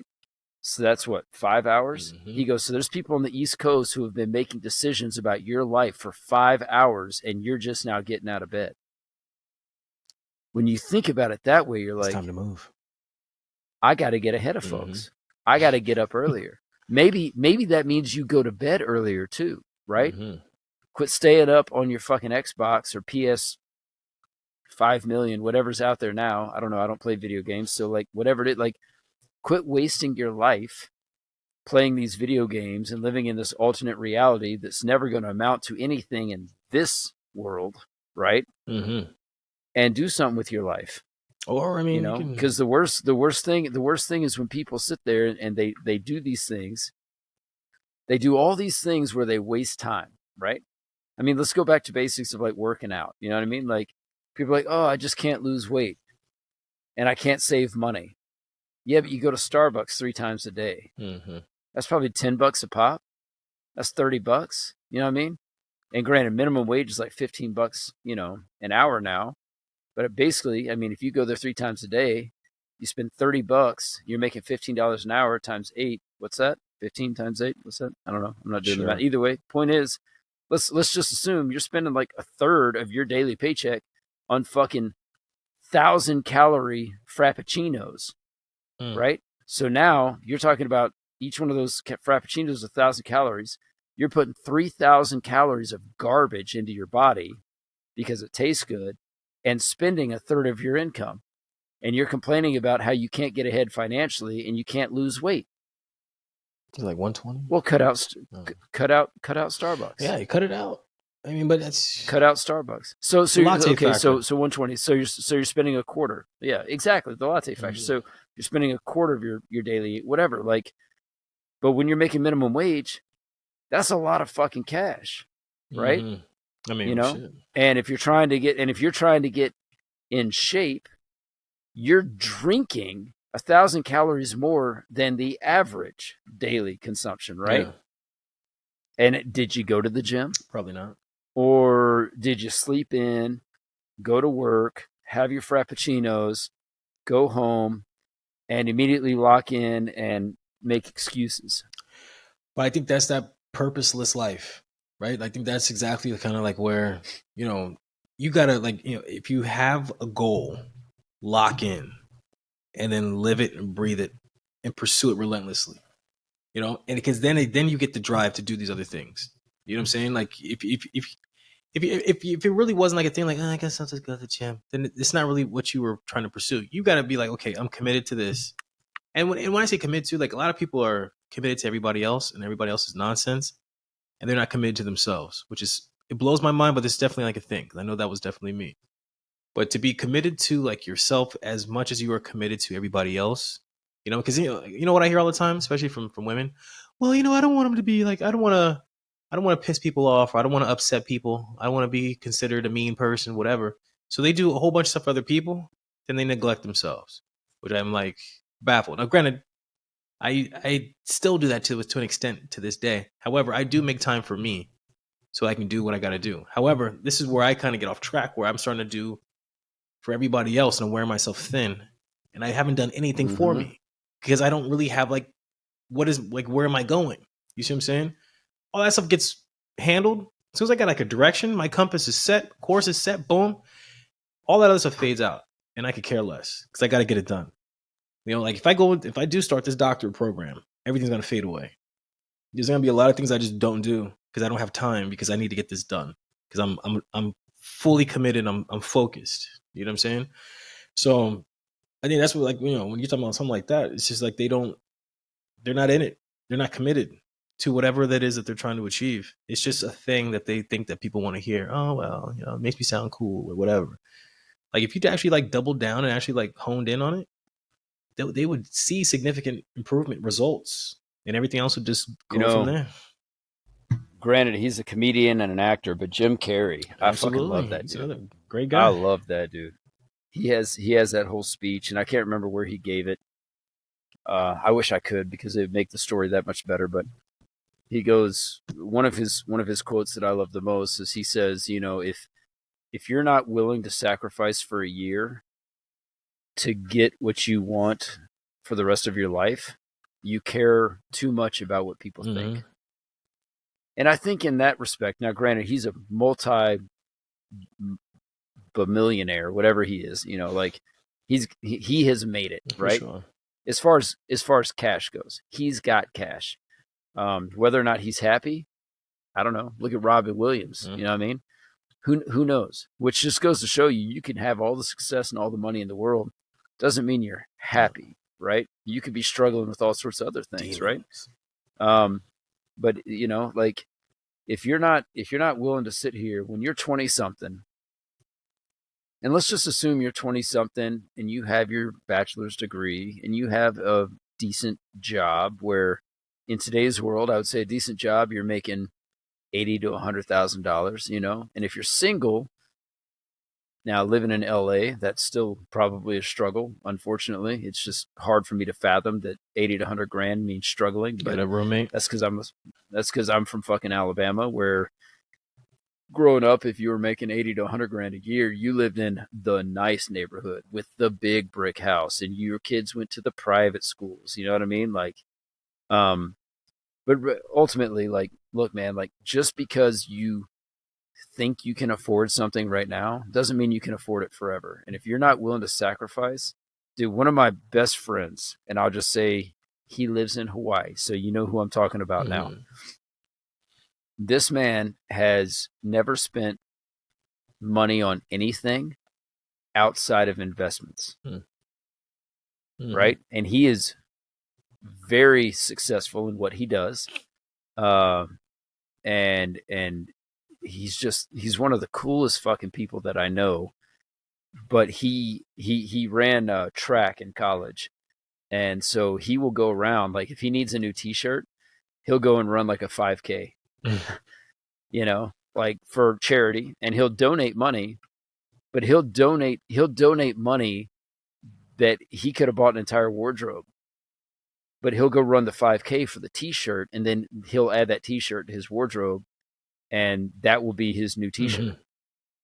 So money, he doesn't care about money, but he has money because he doesn't spend money on frivolous things that make him look fancy or look cool or keeping up with the Joneses, whatever you want to call it. That's how he operates. I mean, I don't even want to take a stab at how much he probably has, he's squirreled away, right? His acorn bank. But I know for a fact that he could afford the Jaguars, the Teslas, whatever. I know he could, but he drives Honda. Who makes the Bolt? I think it's a Bolt. He's a Chevy, Honda, whatever. Chevy Bolt. Chevy Bolt. Yeah, he drives one of those little cars that I think, and now he lives in Hawaii, so it's his island beater, is what he calls it. But I think he paid like $3,000 for it. And he paid cash for it. And he'll drive it till the fucking wheels fall off. It sounds like someone else I know. I don't know who that is.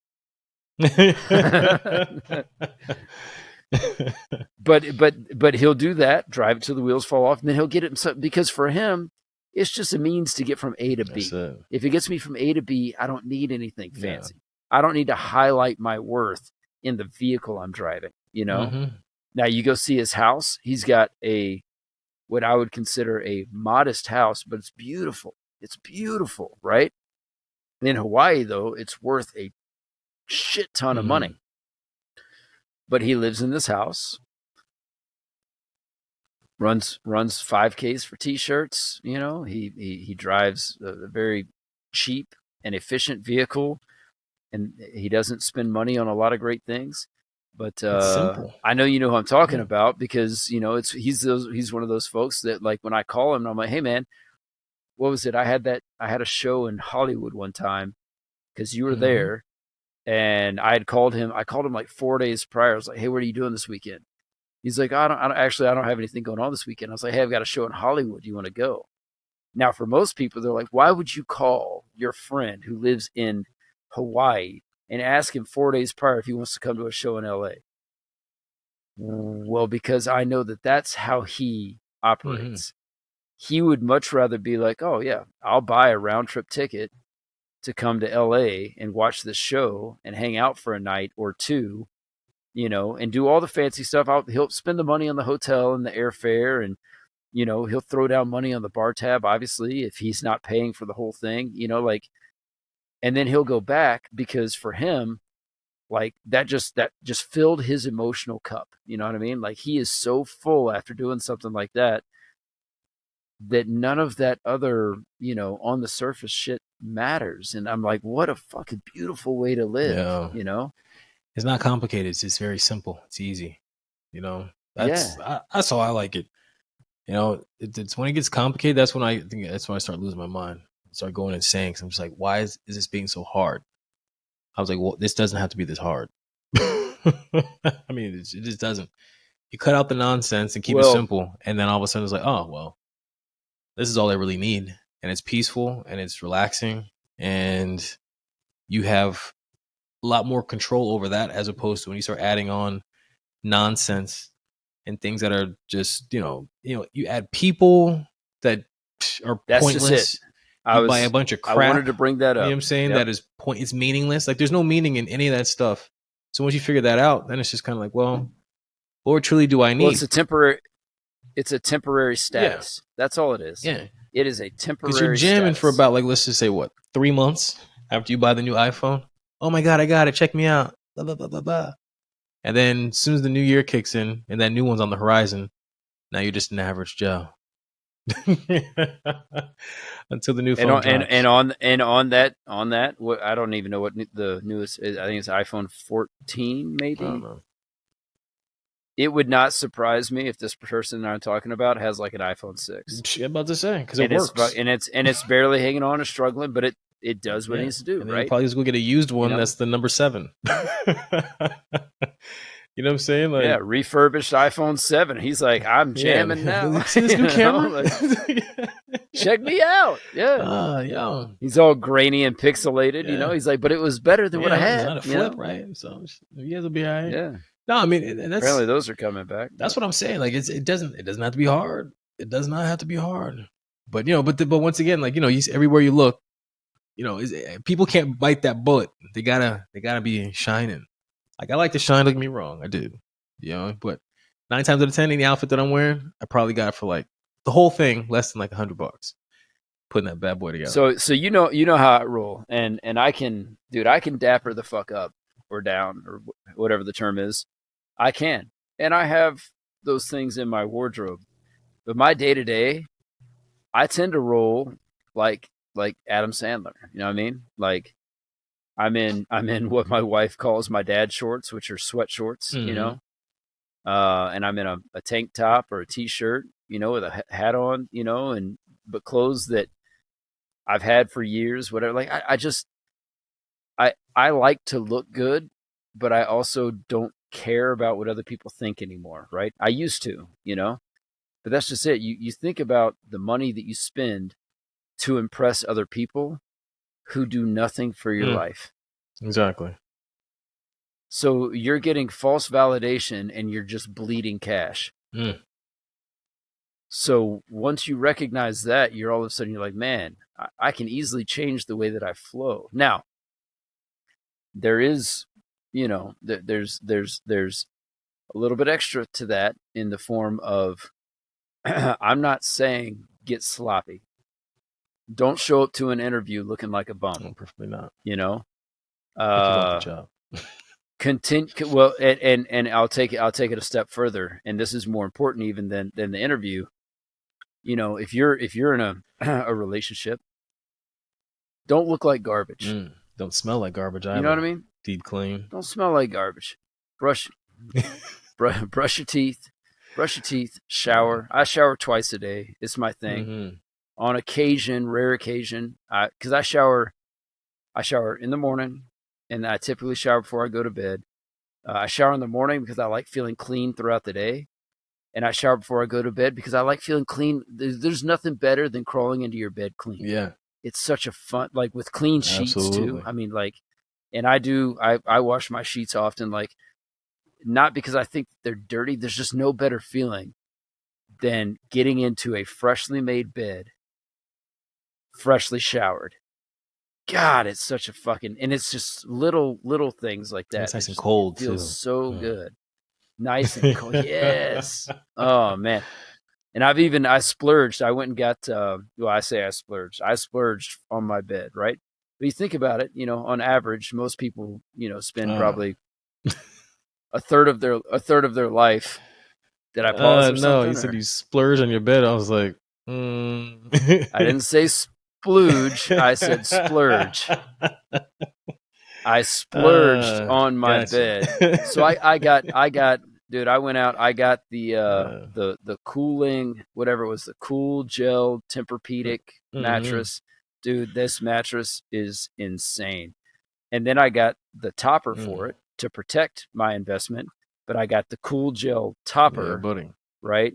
And then my wife went out and got, the 1,000 thread count, sheets, and just must be done. Dude, when I crawl into this bed, I'm like, borderline, like, you don't want to get in this bed dirty. Like, you feel like you're, doing, you're disrespecting the bed at that point in time. But most people, I mean, I figured, I was like, you know what?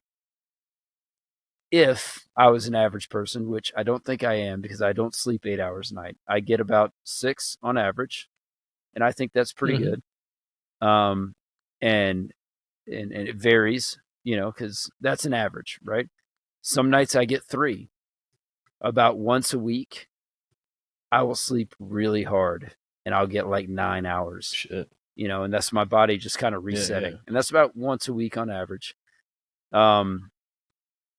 But I'm like, you know what? If I'm going to spend, again, on average, a third of my life in this bed, why wouldn't I invest in that? Exactly. Absolutely. So, yeah. But on the flip side, yes, I do have one very nice vehicle. And then, but my day to day, and you've seen some of the vehicles I've had. I've had BMWs, I've had Audis, like I've had really fun vehicles to drive. My day-to-day now is a 2004 F-150 pickup truck because something happened, and part of it was my wife being like, do we really need this? Like, for what? Like, who are you trying to impress? And I'm like, you know what? I'm not trying to impress anybody. Fuck it. I got this old F-150. Granted, she's not kind when it comes to gas mileage, but and I could probably go and buy a brand new BMW and it would pay for itself in the amount of money I'd save on gas. But whatever, man. My point is that I drive an old 2004 F-150. That's my day to day. Yeah, and I'm perfectly content with it. That's like I said, it doesn't have to be. I don't know. You gotta do what you gotta do. Whatever. I guess you could say it makes you happy, comfortable, whatever. I think it's kind of people say do what makes you happy. I think that's kind of BS. And that might be a cliche thing too, but like I don't agree with that because now you're chasing happiness like all the time, and it's just not sustainable. If you do what makes you happy, I don't to the poorhouse, as opposed to just be disciplined and you'll be happy. I think that's more so like what people should say. So change the terminology only slightly. Do what's going to make you happy. Meaning. Again, going back to the Jim Carrey thing, sacrifice now for the long term. Delayed gratification, But nobody could do that though. If you wanna live this life that you put on, which is just a facade right now, when you're 20 something, 30 something, whatever, and you're like, oh, I'm going to dump all this money into shit that doesn't fucking matter to impress other people who will not always be there for you. Let's just be clear on that. Most people, like, you take someone who's very dedicated to their friends or their circle, and they want to roll around in the brand new Tesla or the brand new fucking Land Rover or whatever it is to impress those folks. You better believe as soon as most of those people, because not everybody is just an honest human, right? They're not good. Not everyone's just a good fucking person. As soon as they have the opportunity to plus up, Oh yeah. if you don't meet the mark, you're not going with No. them, right? And so life, and this was another great thing that I learned from the same Hollywood mentor that I had that talked about the 7-year thing. He said life isn't about who you know. Right? Everybody's like, oh, I know this guy and I know that guy and I can do this and I can do that and this person, da da da da. It's like, that's all great. Like I could say I met President Trump one time. That doesn't mean I know him. Doesn't mean I have him on speed dial. So life's not about who you know. Life's actually about how they know you, right? It's a two-way street. So if you make the lasting impressions, those folks may be around to help you out for a while. But those are relationships that take a lot of time to grow and to prosper into what will become fruitful, I guess, for you. And it sounds like you're using them to a degree. You're not, but where you're using each other, right? So that's the key, right? So as long as everybody's getting something out of the relationship, you're doing well. But as soon as you're perceived as a taker, someone who's just constantly taking but never giving back. Leech. You introduced me to somebody recently, and you said, and I quote, Papa was camping, and I noticed that his cooler was getting low on booze. So, and this is you talking. You're like, so I whipped into the store and I grabbed a couple cases because I was just going to top off his igloo, whatever, because I was camping, right? So I had the igloo cooler out there, whatever. Like, I'm going to top off the igloo cooler, get some ice, like take care of Papa because he's out doing his thing, he's on vacation, whatever. You took care of me. And what you told this person was, because I'm not concerned about the give and take. I know with me, with Papa, it's going to come back. It will always come back. There will always be an equal give and take. And we don't count dollars and cents. We just give out of the goodness of our hearts to each other because we have this balance in our Salt and Papa's relationship that's like, we're not worried about that kind of shit, like, I and even said that. You remember that? I do. I thought I didn't realize I had told you that. I thought I told somebody else. That. You said it right in front of me.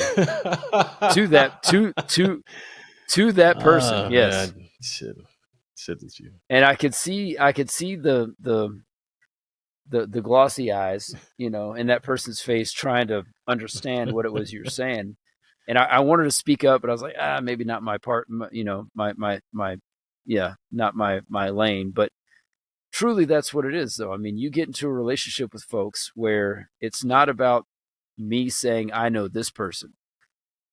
The proof is when you dial up that person and they answer, and then they show up and then they're everything you've hyped them up to be. That's a great feeling versus when you're like, oh, I know so-and-so. And then it amounts to nothing. And people are like, all of a sudden people are like, you're full of shit. A lot of pressure. It's a lot of pressure. Well, I mean, I guess, it is not dependent on what was said, I guess. If you just do you, I guess I'm being very cryptic. Yeah. I'm being very cryptic right now. I wish I could be more honest and not say names, but whatever. But I'm being cryptic for a reason. When it comes to stuff like that, especially, just you do what you got to do. Then you should show up. Maybe I'm the type that I kind of lower the expectation, knowing that this person can easily far exceed the expectations. That's not everybody's style, but that's more my thing. It's like, Dad, I think you have a good time. It's like, I can guarantee you're gonna have a good time. Blah blah blah. And then it's like, oh shit, like this, I had a great time. It's like, yeah, I figured that, but kind of just set the bar a little low, over deliver. I'd rather over deliver and set it low. Yeah. Uh, Under promise yeah, and over 100%. deliver. Yeah, let's say. So Yeah. yeah. I mean, but yeah, when it comes to stuff like that, I think that's just how it should life. be. That's to me how I like things to go. But not everybody kind of feels that way, I mean, like I said, no, and that's not like I'm over here tallying anything. It's just kind of like I noticed that it was low before, which is why I was like, I'm pretty sure you need something, So let me go grab some things and replenish, especially if we're gonna continue this roll. You know what I'm saying? There'll be one less thing we got to do. I'm already out here, And you also know me, but this is the beauty of it. And I only bring this up, and I go into so much detail about it because for anyone who listens to this, I want them to know, like, one, I have to sneeze. So, Told you. Sorry. But it's one of those things where I'm not trying to pat myself on the back, but you know me just as well as anybody possibly could know me. I'm the type of person where if you call me and you're like, hey man, what do you need? I'm always like, nothing. Right? Because if I know folks are coming, I'm going to go out and get things and prepare and whatever. Like I did, like we had that big family dinner, right? And I was like, I told everybody who texted me, what do you need? I was like, I told people like, hey, bring a side item. If you want some, like what, like because maybe my side items that I'm preparing are not your style, so bring a side that you might enjoy. That's fine. That's just me helping people all be happy. But I'm going to take care of main course. I'm going to take care of some sides, like we're camping, right? So I'm like, I got all the firewood. I got liquor, more liquor than I know what to do with, but if you have something particular you enjoy, whatever, I'm the type of person who's like, I invited you. I'm taking care of everything. Even if I didn't invite you, if I find out you're coming, I'm going to do something to make you feel more at home, whatever it is. That's my personality. So the only way to combat that as a guest of mine in this particular scenario would be to go and get something on your own, right? Which everyone in my inner circle, our inner circle, they did that. No one showed up empty-handed. Everybody showed up with something. And the beauty of it was nobody at the end of the night was like, oh, let me get my extra bottle of whiskey. Let me get my extra couple of beers. Let me get my side.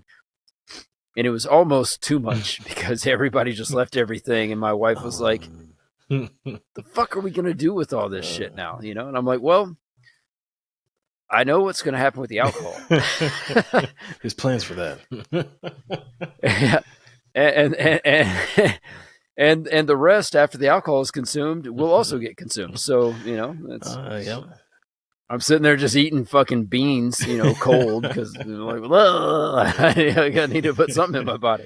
Yeah, man, carnitas. Or what you brought, dude? My man right here, brought, oh god, you brought like 3 giant trays of carne asada, fucking just chicken carnitas and pork carnitas. Like it was, oh my god! It was fantastic, and 2, over the next 3 days of debauchery over the open flame, apparently it fed us. It was delicious. It was so good. Yeah, that was bomb. So good. Came in clutch. Down to the very last bite. Yeah. Caveman style. And guess what? The very few morselets that were left over, which was decent size, there's probably at least 3 plates full that were left over. I warmed it up and I mixed it with my dog's food and gave them a treat too. Worked like a champ. Yeah. You're like, good looking out, Saul. Hey.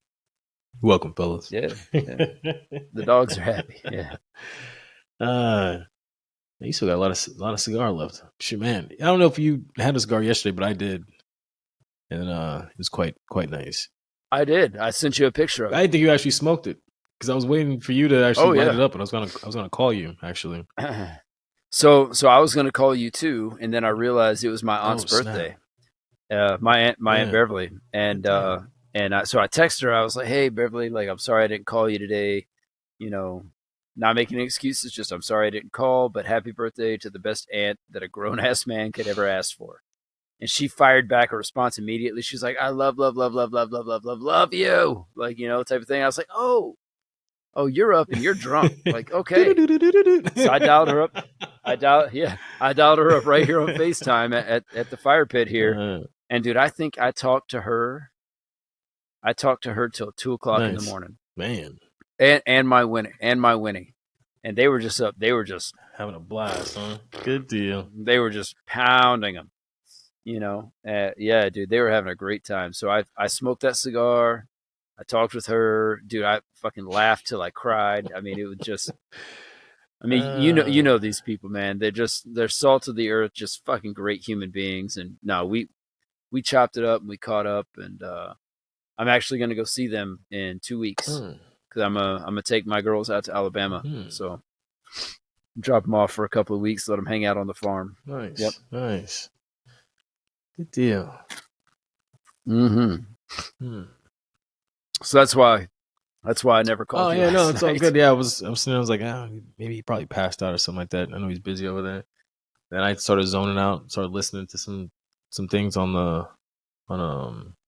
I listened to my book, whatnot, and just enjoyed that, and that was it. I think that's where I kind of went to sleep. Like, this is the end of this. Whatever is going on, tomorrow we're gonna wake up. We're gonna do something different. Like, because this is, and that's why I actually yesterday is when when I was sitting there by myself, I was making long-term plans in my mind in terms of how this is going to change up. So yeah, it worked out. And hey, what random sidebar here? What's on your arm? What's on my arm? My watch? Oh, that's your no. That's your headphone cable. Yeah. Never mind. I was like, you got some kind of iron supplement band or something on your arm or something I don't know about. Things actually work. Some secret like black strength band, like was it Black Panther flower or something? No idea. 60% of the time, man. 60% of the time, it works every time. Shit, what I need is to go get a massage. I'm hurting bad. My back hurts. Why you hurt? Because I'm just sore. I'm sore. Don't you? Oh, I was gonna say, don't you fucking say that. I'm not actually going to not say that. I'm gonna try not to. I'm gonna be very cognizant of what comes out of my mouth in terms of that, because it's not that. You know what I'm saying? Like, I push pretty hard in the gym. I know I do that. I know the soreness is gonna be part of the game, especially like we are older, so I'm not gonna recover as fast. However, it's not that I change up my workouts like a lot. So I'm always keeping my body kind of guessing. So like now I went back to like my little wild hundreds, as I like to call them. So now I'm like really pushing, and I'm adding more weight, and I'm pushing. So like now, instead of me kind of really doing like the little things that like the time under tension, now I'm pushing for like a little more size, trying to get that extra burn. And that I'm going back to like what I was doing a couple years ago. And sheesh, like this whole up top after doing shoulder press, 100 shoulder presses, I was like, yeah, I'm feeling it now. I'm getting back into the deads and, doing all those different things. So yeah, I feel great. I just feel sore. It's good though, right? I love it. It's a good sore. Yeah, it means right? I'm putting in work. I mean, I'm seeing it transform me like even more so now. Especially like now, like I said, to clean up the diet, and like I said today in the gym, I was just feeling it because like I'm fired up again. So yeah, man, I think it's like you get this new wind kind of blown in. You get this kind of, I get that energy again. It's like, yo, you're alive. Let's go. Got to cut these nonsense out. Just get rid of cut the cancer. Cut the cancerous people, these toxic people, these people who can't get out of their own ways, people, the knuckleheads, you do that, cry for a day, maybe two. And then you're gonna be like, damn, you know what? I actually feel great. Just get rid of them, man. And it sucks. Some people are actually like decent folks, but it's like, you know what? They're not going to do you no good. They're going to keep you right where you're at, and it's comfortable for them because you're not, especially if you challenge people to do better and they don't want to do better, but you're going to try to be there to be like nice and like you're not doing yourself no favors. You know what I'm saying? You're keeping yourself in a rut. Sure. So like drop them, man. Get rid of them. And either they meet you where you're at or you just leave them behind, you know? I mean, you could also just keep people at a safe Well, distance, it's right? those that get too close, though.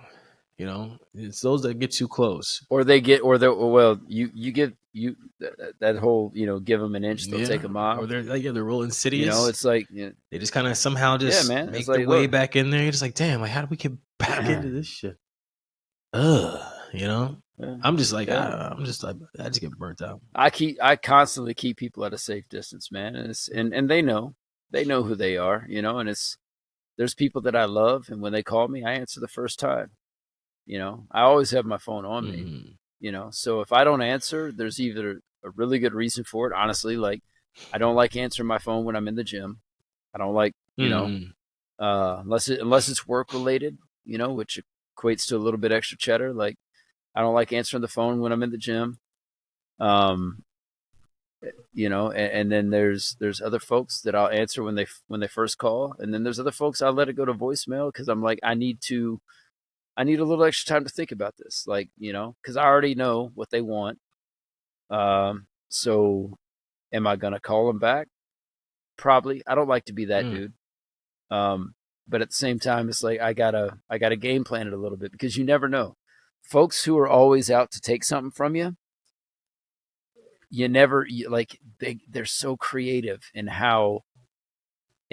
their approach of taking, and it always starts with like a compliment, like, hey, I miss you so much. Ah, you're the man, da da da. I'm like, I ain't talked to you in fucking 6 months, man. The It's fuck like, do you am I want? though? Just come. I'd rather, yeah.